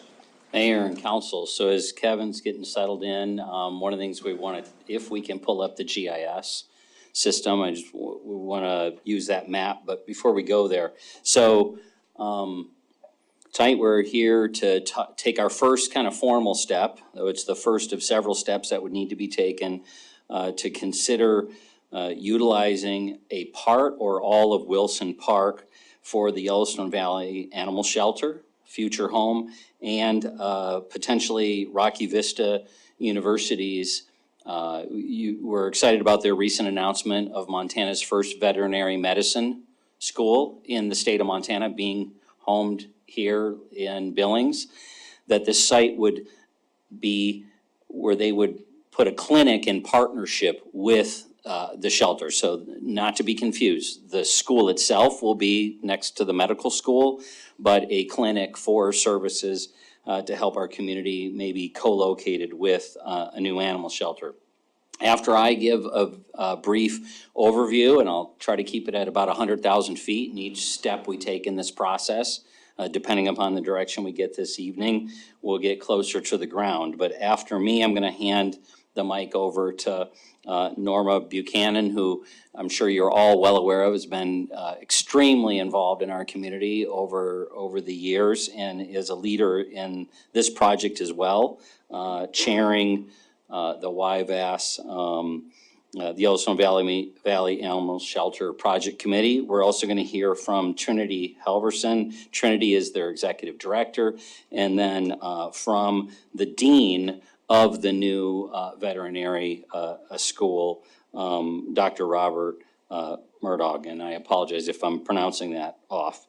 So tonight's focus is to hear from you as to whether this is worth pursuing. Not worth pursuing, we can pursue it. We certainly believe as a staff it's absolutely worth pursuing, but before we got too far in the process, wanted to get direction from you, because there are several steps that would come after this, including following our ordinance, where we would post on the property that the city council is considering disposing of part or all. I deliberately wrote this memo and the motion as broadly as possible, recognizing that it can get narrower, but I can't move in the opposite direction relative to the public. Wilson Park was purchased, the park staff was able to show me, back in 1972. It was purchased for about $16,500, most of which, about $8,200, came from a Land, Water, and Conservation Fund grant, which ties into the other component that I have in the memo here. There really are two entities that have to be okay with this transition, or I guess I would say 3 or 4. The approval, this council body, and we have to satisfy Land, Water and Conservation Fund because of that grant from the early 70s. So with them, admittedly, we've gotten a wide breadth of what the requirements will be at this point. So tonight, I'm not here to present exactly how we accomplish their approval, other than to put on the table, it's been as extreme from I'll need to replace, or we will need to replace the full acreage we purchased back in 72 with this grant, with other land, that I think has been the most extreme bookend, all the way to, no, you can take a piece of property that the city already owns that's not developed for outdoor public use, and you can improve it to meet that standard. And if you do that, they'll work with us on this transition. So again, high level. The property, so here is the parcel. It is straight due south, frankly, from where we are this evening. It's immediately south of Western Sugar. So along Riverside there to the west, Western Sugar to the north, and I forget the name of the street, there's a street there to the south. So you can kind of see regionally where it is. It is used today as, for really two purposes. We have a small tree nursery, and we plan to continue to do that, provided we end up retaining some, or what I would anticipate is probably half of this ground. And secondly, we do snow storage there, Public Works does. Depends on how much snow we get. There is no snow there this year. Just 5 years ago, 6 years ago, there was almost not enough room on this site for snow storage. So that really depends. I met with Debbie Arkell earlier. Debbie Arkell, wow, that's history. Debbie Melling, and she talked to me about, right, depending upon how much snow we get, where else we can store it going forward. So the tree nursery, snow storage, and then an additional part of the project may include a dog park, which we think would be a great fix. So those conversations we'll come back to you with. Ultimately, I think I will wrap it up from here and turn it over to Norma and then circle back. But again, just to be clear, tonight, you're not doing any final approval, but you are, if you support a motion moving forward, you are authorizing me and the Parks Department to begin the formal process of this transition for this exciting project. So with that, I'm going to turn it over to Norma Buchanan. Thank you, Chris. I want to thank all of you at City Council for this opportunity to talk to you about what we're doing. Thank you to Chris, our wonderful city manager, all of you, public servants, our council members, so important, and Mayor Cole. It's really nice to be able to now talk about kitties and bunnies and doggies and instead of budgets and guns. That's one thing I know I can talk about is animals. We have a very talented staff. We have a wonderful board and a fundraising committee. Many of are sitting all right here. They're wonderful people who believe in what we're doing at the Yellowstone Valley Animal Center. Our current shelter offers multiple services for the city of Billings and the surrounding area. Surgery, rehoming animals, adoption, foster care. We do spay and neuter clinics and so much more. We even work with the Adult Resource Center, and for elderly people who live in the community, the Adult Resource Center works with the Yellowstone Valley Animal Shelter to make sure these people have food and medical care for their animals, which is really important so they can keep them. Along with our incredible staff and our huge roster of volunteers, all of this takes place in an antiquated 9,000 square foot building with very poor ventilation and one bathroom. Helping animals and their families is our priority, and we have outgrown our capacity to serve. We are the largest animal shelter in the state of Montana and the surrounding states with the smallest footprint. Yellowstone Valley Animal Shelter desperately needs our city to endorse our plans to relocate to a new location, to build a new and safer facility. The demands for our future of Yellowstone Valley Animal Shelter will only grow as our city grows. Our community needs the Yellowstone Valley Animal Center, and we need your support to make this successful. We're also so excited about Rocky Vista University. This is just an amazing, we don't have a vet school anywhere in Montana. The idea of them building an extra facility next to what could be our animal center will be an amazing opportunity for the staff at the animal shelter to work with professionals. So at this point, we have a superstar who runs our shelter, and for all of you who don't know her, Trinity Halverson is the superpower behind everything that goes on. Y'all are stacked with me, so I know you know me, but hold on. There we go. Brought a few things with me today. Some of you have already seen this, and then some is hot off the press. But we're really excited about our campaign. I've got some campaign materials for you. Again, some of you have seen that. It hasn't changed, but we do have our 2023 report to the community available. I'm very proud of my staff for being able to get that done Chris so can pass quickly. those out for you. Thanks. So as Norma said, we are the largest shelter in the state of Montana. Our intake is about 5,000 animals a year. And in addition to that, we serve about another 1,500, 1,600 animals in the community, help access veterinary care that they could not otherwise access. We've served alongside you for probably about 12 years now, and we're very grateful for that partnership. So thank you for trusting us with animals' health in our community for several years. Over the last 5 years, we're really proud. We have beyond met all of the benchmarks for animal shelters across the nation. We have a 96% save rate, and animals on average stay about a week in my shelter. That's phenomenal for animal shelters. So we are doing everything we possibly can with the square footage that we have. When I saw Norma's notes, it was kind of funny. She said when we have one bathroom, and I'm gonna get a little bit more egregious, we have one toilet. That's different. I have more toilets in my house. So, I just thought about her statement and thought that was pretty interesting. But, I think that we all know that we can do better for our animal community here in Billings. Our animals deserve adequate housing. That means adequate size. That means access to ventilation. That means overhead sprinklers to protect them should there be a fire. And that means access to natural light.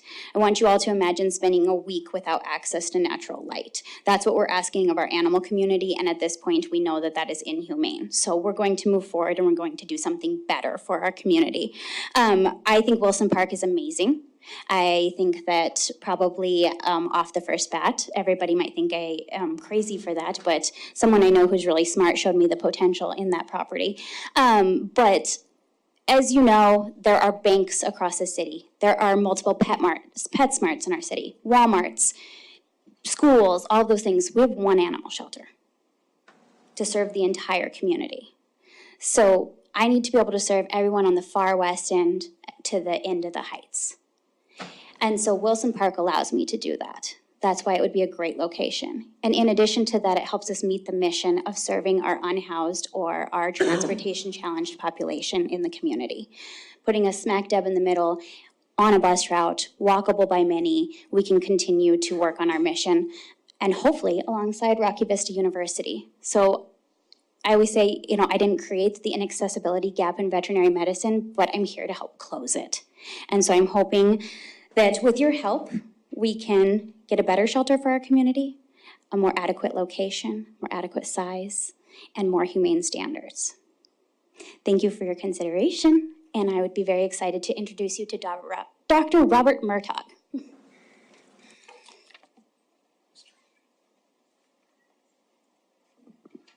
Council members and mayor, thanks for the opportunity to be here this afternoon and evening. I'm here representing Rocky Vista University. I'm a veterinarian. I've practiced across the country and from coast to coast, and I would just echo what Trinity has said. She has a world-class shelter operation in a building that needs some help. So you guys are in a position to really put them in a world-class facility. And we're here to help support that from a standpoint of contributions that we're willing to bring programmatically, working with Trinity and her team to create a community-facing environment that serves our students' education purposes and also serves your community, especially those that are underserved or underprivileged with regard to pet care. So looking forward to working with each of you and making this happen for your great community. So thank you. Thank you. Dr. Murtaugh, while we've got you, I don't know, are you the end? Because I don't want to, I know I've got a question or two for you. I'm batting cleanup, I think. Yeah. Okay, all right. Chris said that the vet school would be the only vet school in Montana. I think we all know that's true, but it seems like I saw the other day, correct me if I'm wrong, that it would also be the only vet school in any of our surrounding states and Nebraska. There's no vet school in Idaho, Wyoming, North Dakota, South Dakota, or Nebraska? Correct. Yeah, there's currently 33 vet colleges in the United States and none of them in this region. So we're excited to bring veterinary medical education to this area and also to help support the needs of for veterinary services across the spectrum here in this area over the time. So great challenge, and we're up to it, and looking forward to partnering with Trinity and with everybody here in the community to make that happen. And can you explain for us a little bit what that partnership would look like? What would be the synergies? How would you use that space, their space, your space? What's the partnership look like? We're not completely, finished on the footprint or the blueprint, but we're looking at the ability to have student education within the facility, but also to have, as has been mentioned, a student-driven community-facing clinic and some other public aspects to the facility that would serve the community, as well as supporting the dog park that Chris mentioned. So I think programmatically, it's a natural fit for us from an educational standpoint, and we want to turn that into a service learning opportunity for our students in the community as well. Very good. All right, thank you. I'm sure we're going to have a lot of questions. Chris, are you done, or should we open up to council questions at this point? Or Yes, I would turn it over to questions. We're happy to answer them, whether it be staff or the team who spoke. Okay, council, we'll just start close and move on down that direction. Councilmember Joy, and please, if you just identify who it is that you're directing your question to. Thank you. Thank you, Mayor and Council. This is directed to City Administrator Chris Kukulski. I have a question about how the land is being donated. So I understand this motion is simply to start a process. Are you looking to make a donation of land to the Yellowstone Valley Shelter and a donation to Rocky Vista University? I'm trying to understand a little bit about what this donation of land actually means. Is it one parcel to both entities? Is it separate parcels to two different entities? Thank you. Thank you, Mayor and Council, and Councilmember Denise, for your question. So the specifics of how an arrangement may work between Rocky Vista University and the shelter has been described, has not been fully ironed out yet. So again, that's why I left it as wide as possible. At this point, part of the conversation has been that the full parcel of land for both to meet the needs of both the clinic and the shelter, maybe the donation to the shelter. And then from there, whatever the arrangement is between the shelter and RVU would be a transaction between themselves. But again, I want to emphasize that level of detail is not known yet. You could see a scenario where maybe we would donate some to each, but I also want you to think that the more likely what's been discussed is a donation to the shelter, and then they would have the relationship between themselves and the clinic. And it possibly that the dean has got some more information from our last conversation. Yeah, just to clarify, we're not here looking for a donation of land. We're here to support the donation to the shelter. And as Chris has mentioned, if there was a transaction, we would pay or donate to the shelter to help with their campaign. So it would be a transaction that we would contribute to. It'd be an example, again, of our looking to serve in the community and not, we don't need to have a donation of property, if that makes sense. Very good, thank you. Councilmember Rowan? Chris, I think when you started your presentation, you indicated that you had provided us with a very broad recommended motion. But I was unclear if we could actually be more proactive tonight. Is this the required first step that we have to do? Or is there a more proactive, enthusiastic support that we could offer?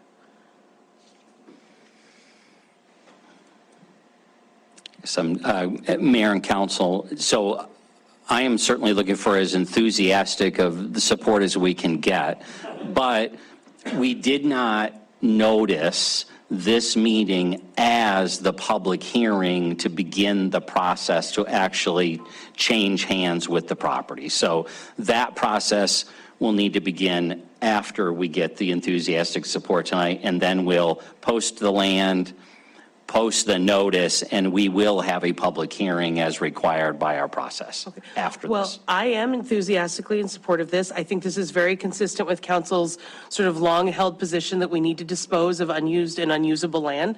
There's no plan for this park that I am aware of, and so I think this is a fantastic partnership for the community. Mayor, I know there's more questions, but I'm prepared to make a motion whenever it's appropriate. Great, thank you. We'll come back. Councilmember Neese. Thank you. I do have a question for the dean, if you don't mind.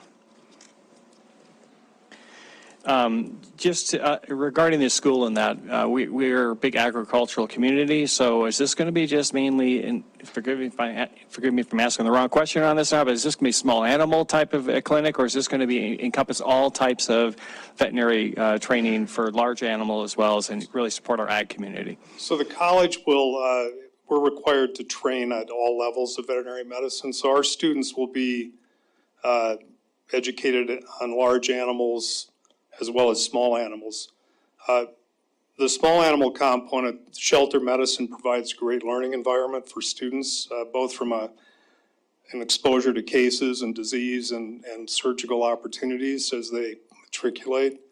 But our plan is to serve the Montana community both from a rural practice as well as a small animal component. We're here tonight talking primarily about the small animal component with the shelter. Okay, and a quick follow-up, Mayor. So with this school facility that you may build there or whatever works out, is your vision and actually housing and having large animals on your property to service and work with? Not in Wilson Park, no. We're working with other partners in the community to meet the needs of our students as well as serve the agricultural and equine communities. Okay, great, thank you. Sure. Mayor, I do have another question for the city administrator. Go ahead.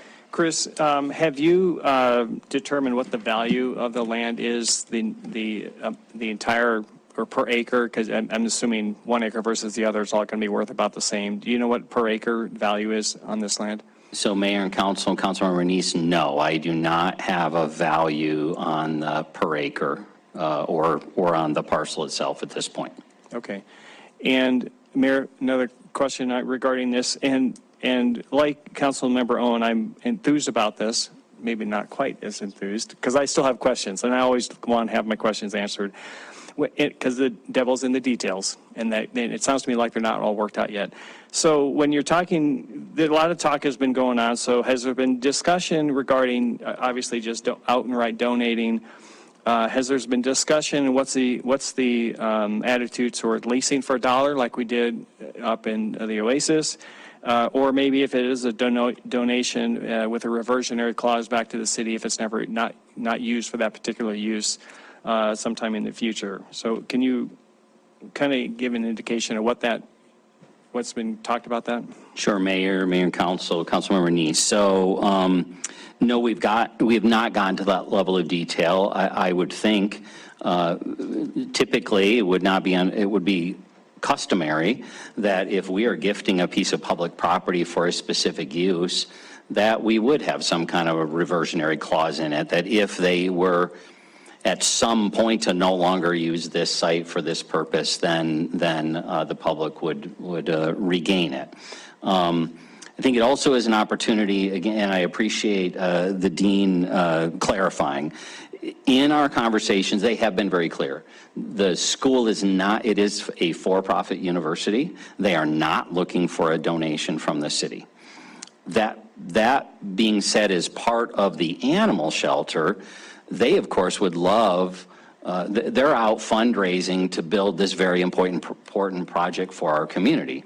What the city is not in a position to do, frankly, is provide much or any cash. But we do have land. And so part of the conversation has been that if we were to gift, as a concept, 8 acres, just in what's been discussed, and the shelter were then to sell a part of the land to the university as a part of their fundraising effort, then the city has provided a couple of mechanisms to get money into the project without actually giving city cash. So I want to be careful. That has not been, those details have not been ironed out, but that concept has been, to your question, one, that we would not want to prevent the shelter from being able to have a partnership with the university for either sale or lease or use of part of the ground for the purpose of providing, services to our community, veterinary services to our community. So as we all know, the community does get many of those services at a reduced cost in all communities, and Billings is certainly one of those. So this is really a community partnership, I think, in that regard. Very good. Yeah, Mayor, just to clarify, Chris, I think you and I talked about this in the office at a time, and I would like, if this goes forward, just to give you my personal direction, other council members can express theirs. I do support donating this land to the shelter. They do a great work. Every single dog I've ever had has been from the pound, and so I think it's well deserved that they have an area. I would like to know what the value is that we're giving up to them, because that, in a sense, is supporting the shelter. I don't support over donating the land to them, because I think this is parkland, and we need to look at supporting our parks as well. And so I know there's some dog park component of this. I think there's a really good portion of that kind of helps support the parks, but I do think we want to make sure that we're donating the amount that they need. And then know how much it is that if we sell that land to the clinic, then that land could be reinvested back into our parks at another location of some sort. Very good. Thank you, Councilor Kennedy. And Councilor Epstein-Lighter? I believe this is a great project, and it can be done. Chris, years ago, we acquired the property on the west end for a women's prison. The county did at that time. What we were able to do with that land is we gave that land over to the Trade Port Authority. Gary remembers that years ago. And the Trade Port Authority was able to take that with their, with the mission that they were for economic development, and they were able to sell the property in different parcels and use that money for economic development. I think if we were able to give this land to the animal shelter, and the shelter were to sell a portion for the veterinary clinic, that money could go back into the shelter for the services that we provided the land for. So it's been done before. I think we can do it. It would be something very easy to do, and it would get them on their way to getting this shelter up and running. I also have to say that that area over there by the sugar beet factory and over in the southern portion of the south side area is a perfect area. It's accessible. It's actually a very nice area. We were just there the other day and took a look at it, but it will really expand what they have going. And I will say I really like to see this go forward. Very good. Councilor Epstein-Lighter? Thank you, Mr. Mayor. I would echo the same comments as Bill. The one thing that I don't want to get involved in is the transaction between the shelter and RVU, if that transaction occurs. I mean, I want this to be clean to the shelter. What the shelter does from there is a private-to-private agreement. I don't want to be involved in that. I don't think it's our purview to be involved in that. And as Councilman Kennedy said, if that's a way for us to help kickstart the campaign for the shelter and get that off the ground, that's 100% appropriate in my mind, and I think that's where it should be. We can deal with parks on our end through the parks budget and working through those things. I don't want to be involved in this any more than getting rid of the land, getting rid of land that we're not using appropriately, and moving on. Very good. Thank you. Any other comments before we look for a motion? I just want to comment, I fully support this, but I also want us to be realistic that this will be an important piece of momentum for this project, and it's a great location. It's a great way to kickstart the project, but let's be realistic. This project is going to be worth a few $100,000, and this project is huge. And so we're talking about a couple % of the total cost. So the public is going to have to get behind this. And the shelter provides an amazing resource for our city, not just the Little C, but our corporate entity. Our police and animal control have to have a place to bring these animals. And we pay for that now. But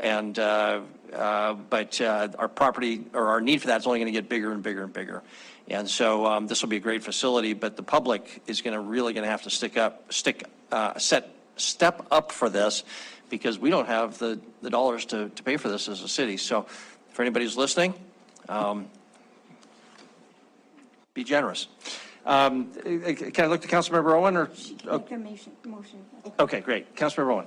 You did not make this shorter, Mayor. No, This no. recommended motion did not get more narrow. Yeah, and I should just comment, you saw an email from me. I was a little concerned by the language of the original motion, that it was, seemed to be authorizing Chris to just go forth and transfer the property. And I think that was not what was intended either by Chris or by us. And so I took a stab at adding a little more detail. Good job. Councilmember Owen, go ahead. You nailed it. I move to direct the city administrator to proceed with investigating the feasibility and procedure by which all or a portion of Wilson Park might be gifted to Yellowstone Valley Animal Shelter consistent with state law, city policy, and appropriate conditions after a public hearing and final approval by city council as recommended by staff. Very good. Second by Councilmember Gieler. Okay. Further discussion. Now, Councilmember Joy. Thank you, Mayor and Council. The animal shelter is a very small building. This is a very high need. We as a city have this partnership with the shelter in order to provide that necessary function for our city to have the places for animals to go. And there's also this opportunity coming through Rocky Vista University. And my concern is Rocky Vista is a for-profit medical school. And we just had a bond that went before the public that failed for our parks. And there wasn't unanimous support for our parks bond levy from the council. It was very, in a certain way, divisive, because it was not unanimous to support from council. So that failed. And so I feel really very quite, what can I say, conflicted. Because on the one hand, this is a great opportunity, but on the other hand, our public said no to investing in parks. But we're going to give land away. I feel very conflicted about that, because it is parkland we're giving up. If the public says no to bond issues, does that mean we just give it all away because they're not willing to invest in it? I feel very conflicted about this, because parks are so very important to our community. And I won't repeat my bone density study again. Children who live close to green parks have higher bone density than others. I feel very conflicted about this, not because I don't think that the animals in our community deserve the very best, not because I don't think that Rocky Vista has a lot to add to this. I feel very conflicted because we're giving away parkland. And we need to have our parks invested in across the city by our taxpayers. So I will support the motion, but if any more motions come forward from other parkland to get rid of, I'm going to start feeling very, very uncomfortable. Thank you. Very good. Thank you. Further discussion. Councilmember Denise. Mayor, I'm going to support this motion because I do want to see this go forward, but I'm looking forward to additional information from the city when they present this to us. So some of those different options, what the cost is, because like you said, I don't know what the value of this land is. it probably isn't worth talking about if it's not that valuable. But would like to have that information to know how much, if we are over donating, what that amount is, because then we can also say that we're supporting the shelter by over donating this certain dollar amount and things like that. So it is important we have all that information. But I look forward to seeing this go forward. I look forward to seeing a new shelter down there, and I look forward to adopting my next pet from that shelter. Very good. Thank you. Councilmember Rowan. Mayor, if I could just ask the city administrator, when you come back or by email, if you could provide us with a bit of information. It's my understanding this has been on the parks property disposition list since the late 90s. So I think this has long been designated as a parcel to move. And I think it would be interesting for council members to have that information. Will do. We'll respond to that. Thank you. Okay, very good. We're ready to vote. Councilmember Rupsis, you had no comment. I don't see a little yellow hand up. Okay, so council, the motion is generally, as Councilmember Rowan stated it, to give direction to staff to move ahead, bring it back to us before any final action is taken, but generally to move ahead in this direction. If the motion is clear, if you're in favor of the motion, please say aye. Aye. If opposed, say nay. Motion passes unanimously. Thank you very much, presenters, and for the public, and for Chris. So thank you, and we'll look forward to more information. Thanks, everyone, for being here. Okay, and that concludes our regular agenda items. Anyway, our next item up is public comment on anything that was not on our agenda for tonight. So if you'd like to be heard, again, just come to the podium, keep your comments to 3 minutes, and tell us who you are and where you live. Is there anybody who would like to comment on anything that was not on our agenda tonight? I don't see anyone coming forward, so we'll close the public comment period there. Now, we have a council initiative. Councilmember Rupsis, you are up. Yes, Mayor, thank you. And council, in the interest of not making anybody listen to my voice for very long tonight, you all have a copy of the updated initiative. It, I believe, reflects all the things that we talked about a few weeks ago. Thank you for that feedback and the opportunity to improve this. So really all we're looking to do is set up a series of work session conversations. And with that being said, I'll make the motion, and then if there's a second, I'll be happy to take any questions or discussion about it. Hopefully we can just keep this short and get to a vote. So I move to direct staff to schedule a series of work session council conversations on the three major policy topic areas as described in the initiative form.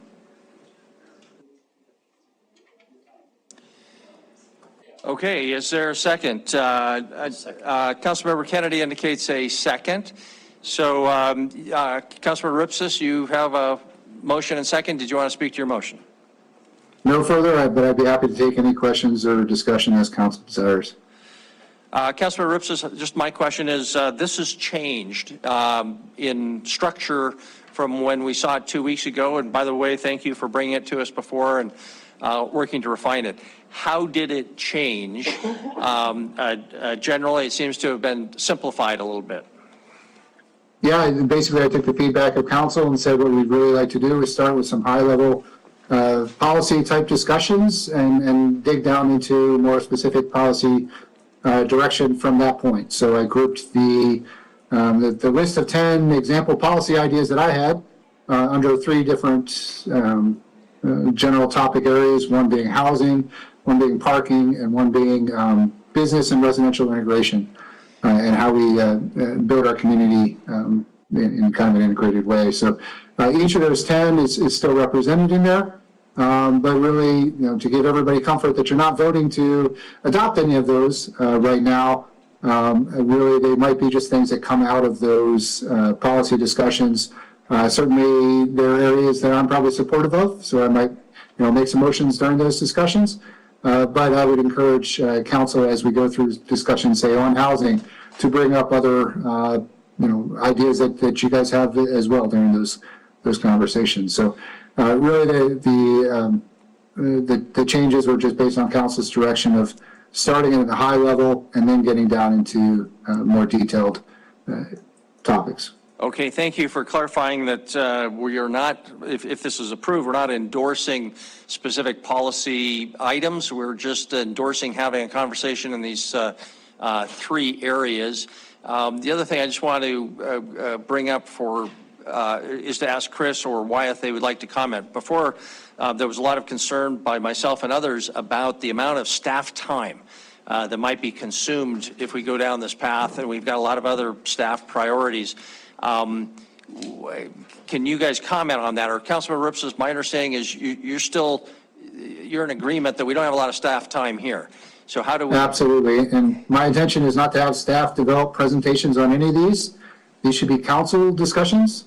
So I'll take the lead and happy to accept whatever other help other council members want to have in informing these discussions and guiding them so that during the work sessions, there'll be primarily discussions amongst ourselves with obviously some support and input from the relevant city staff. As we talk about different topic areas, they certainly have expertise that we want to tap into, but certainly not putting the onus on them to develop presentations for our consideration. Okay, thank you for that clarification.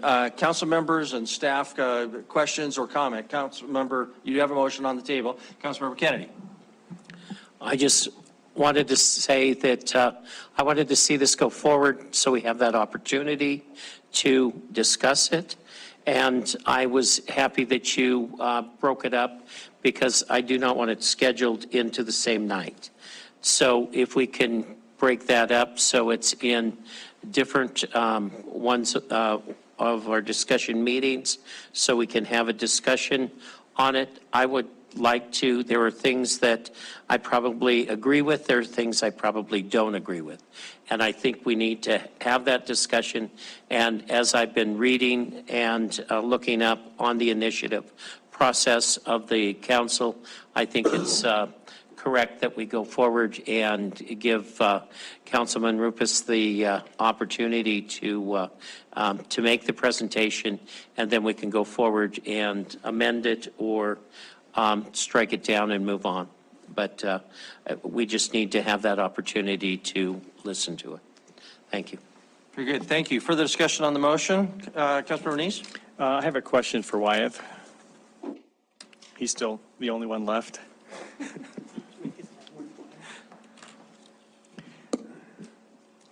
Thank you, Wyatt. I think my concern is there's a lot of planning that we have to do, both with what the state has told us we have to do. We have our growth policy we have to update. There's lots of different policies we have to update with that this deals with.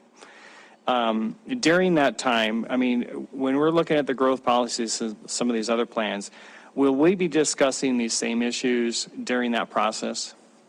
Councilmember Neese and Mayor and Council, the answer is partly yes. And in fact, I'm going to be coming to you next Tuesday to give you a kind of a update on the new Montana Planning Act and Senate Bill 382 and kind of where we're at and some action items that you're going to be we're going to be bringing to you. So the answer is yeah. Some of this definitely would be part of that.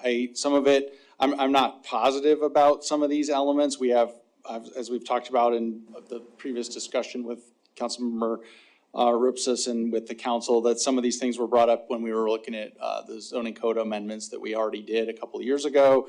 And then there's some state law that's mixed in here. That's some of it's able to move forward and some of it's in court, hung up in court. So there's a lot of things, I guess, moving parts. So I would say yes, partially you would hear, and there would be further discussion on some of this, but then some of the items would be things I think that the council would ultimately have to say, yes, we want to, pursue this in more detail. Okay, and then Mayor, if I follow up on that. So other than the growth policy and some of these, when you are redeveloping, updating the growth policy, what kind of process are you involving the public in? What type of other people are you bringing in the circle to help update the growth policy? So Councilmember Neese and Mayor and Council, that's actually part of what I'll be talking about next week. The new Montana Land Use Planning Act very specifically calls out how public participation has to occur throughout the process to basically redo our growth policy, a land use plan, and a future land use map. And so we have to follow it pretty clear direction on engaging the public throughout the front of that whole process to get to the point of saying, okay, this is the land use plan and land use map that the city's adopting, and public input has informed that process. The big difference with the new law comes kind of at the back end, which is then the administrative processes come after that. So then in the future, zoning applications and subdivision applications, if they're in compliance or conformance with the land use plan and the map, then those would be administratively done. But there's a bunch of public participation that has to occur at the front end. That's really what the new law states. And one of the items that I'll talk about next week and we'll bring to you is a public participation plan that has to meet some of those criteria. Okay, thank you very much. Councilmember Owen, Councilmember Dre? Wyeth, while you're up here, there was, at some point, a leadership retreat, I think in November-ish, where you all went off and kind of worked on a whole bunch of ideas. And then Chris brought back a report out from that listed a long list of things that were under discussion. There was something on that list that caught my attention, and it caught my attention because I see it here too. This reference to permanently affordable housing. Is there a serious conversation at the staff level of rent control ordinances? Is that what's being discussed here? Councilmember Owen and Mayor and Council, not that I'm aware of. No, we haven't had any conversation about that. So when I see that on your leadership list, help me understand, when I see that here, what am I not understanding about the phrase permanently affordable housing? Is that a euphemism for something other than rent control? Councilmember Owen and Mayor and Council, I guess I'm not quite sure. Where are you seeing? I am on the top of page 2, Wyeth. So item number 4, under housing. Example policy ideas. I think I can answer Yeah, that, I mean, actually. we've had some conversations broadly, but I have not had any conversations on rent control. It's been more about the zoning, the land use, how do we, potentially provide infrastructure and things to support affordable housing. Yes, so Councilmember Owen, Mayor and Council. So there are several iterations of this draft set of potential action items to accomplish our strategic goals. One of the things that helped create the document that you're looking at, I believe, was a request I'd made out to the health department, who, as we've had a lot of connection between public health and public safety, I asked them, unfettered, give me recommendations on some of the things you would like us to consider in our debate and discussion. So this is testing my memory, which isn't that great, as great as I think it used to be. I'm fairly confident that was in the list of some of those ideas that came from that audience. I can tell you I have not been in a single conversation besides that being listed there. I didn't feel the need to filter anything that I received as brainstorming ideas, but no, there's no internal meetings going on or being had about rent control in our community. And Councilmember Owen, I guess I'd just comment there, we had a ribbon cutting for CLDA project involving low-income tax credits. And those have multi-decade limitations, 50 years, something like that. Land trusts, for example, those would all be very long-term affordable housing projects. I don't know if it's permanent, but long-term. Okay, Councilmember Joy. Thank you, Mayor and Council. And I think the landlord-tenant law in our state books do not allow municipalities to impose rent control, so that's probably not on anyone's agenda. Just asking this question, when we went through the process, and this is kind of getting to the discussions that we had when we rewrote our zoning code, most of those committees that were formed had industry, the sign code had the guys who'd make the signs. Most of those committees had developers on them, or the industry, people from the industry that the regulations were written to regulate. So how important is it to have that as part of our conversation about what we may or may not want to change in terms of Councilmember Rupsis's initiative? I mean, from your perspective as the Director of Planning. Thank you. Councilmember Joy and Mayor and Council, I mean, first of all, you're correct. When we did the entire zoning code update and rewrite, we did have a steering committee, and then we had subcommittees that made up, residents from the community, industry representatives, et cetera. And that was partly how we kind of went through and vetted all the different topics and issues, and things were brought forward and recommended either to move forward or not. That was very, grassroots and very, I think we really got a good representation of everyone across the community that we could to hear from them on that. That's usually good in the sense that if you approach it that way, then when it gets to the council and gets to you for action, you've got that information and you've heard from those different groups, and then you can make a decision. So I think same thing, some of these topics, I would expect that if the council moved forward to make changes, that first of all, there would be some sort of public process anyway to change code, but that you would receive input from some of those groups, whether you did a more complex process like we did before, or just simply proposed some changes, and then those different representatives came and talked to you. So I think it's important, and it's baked into our process at some level. But I would expect with some of these items that yes, you would hear from the community and get input. Thank you. Okay, Council, you have a motion before you. Anything else for discussion before having a vote? Okay, we'll have a vote. The motion was to proceed with Councilmember Rupsis's initiative. If the motion is sufficiently clear? Okay, if in favor of the motion, please say aye. Aye. Aye. If opposed, say nay. Nay.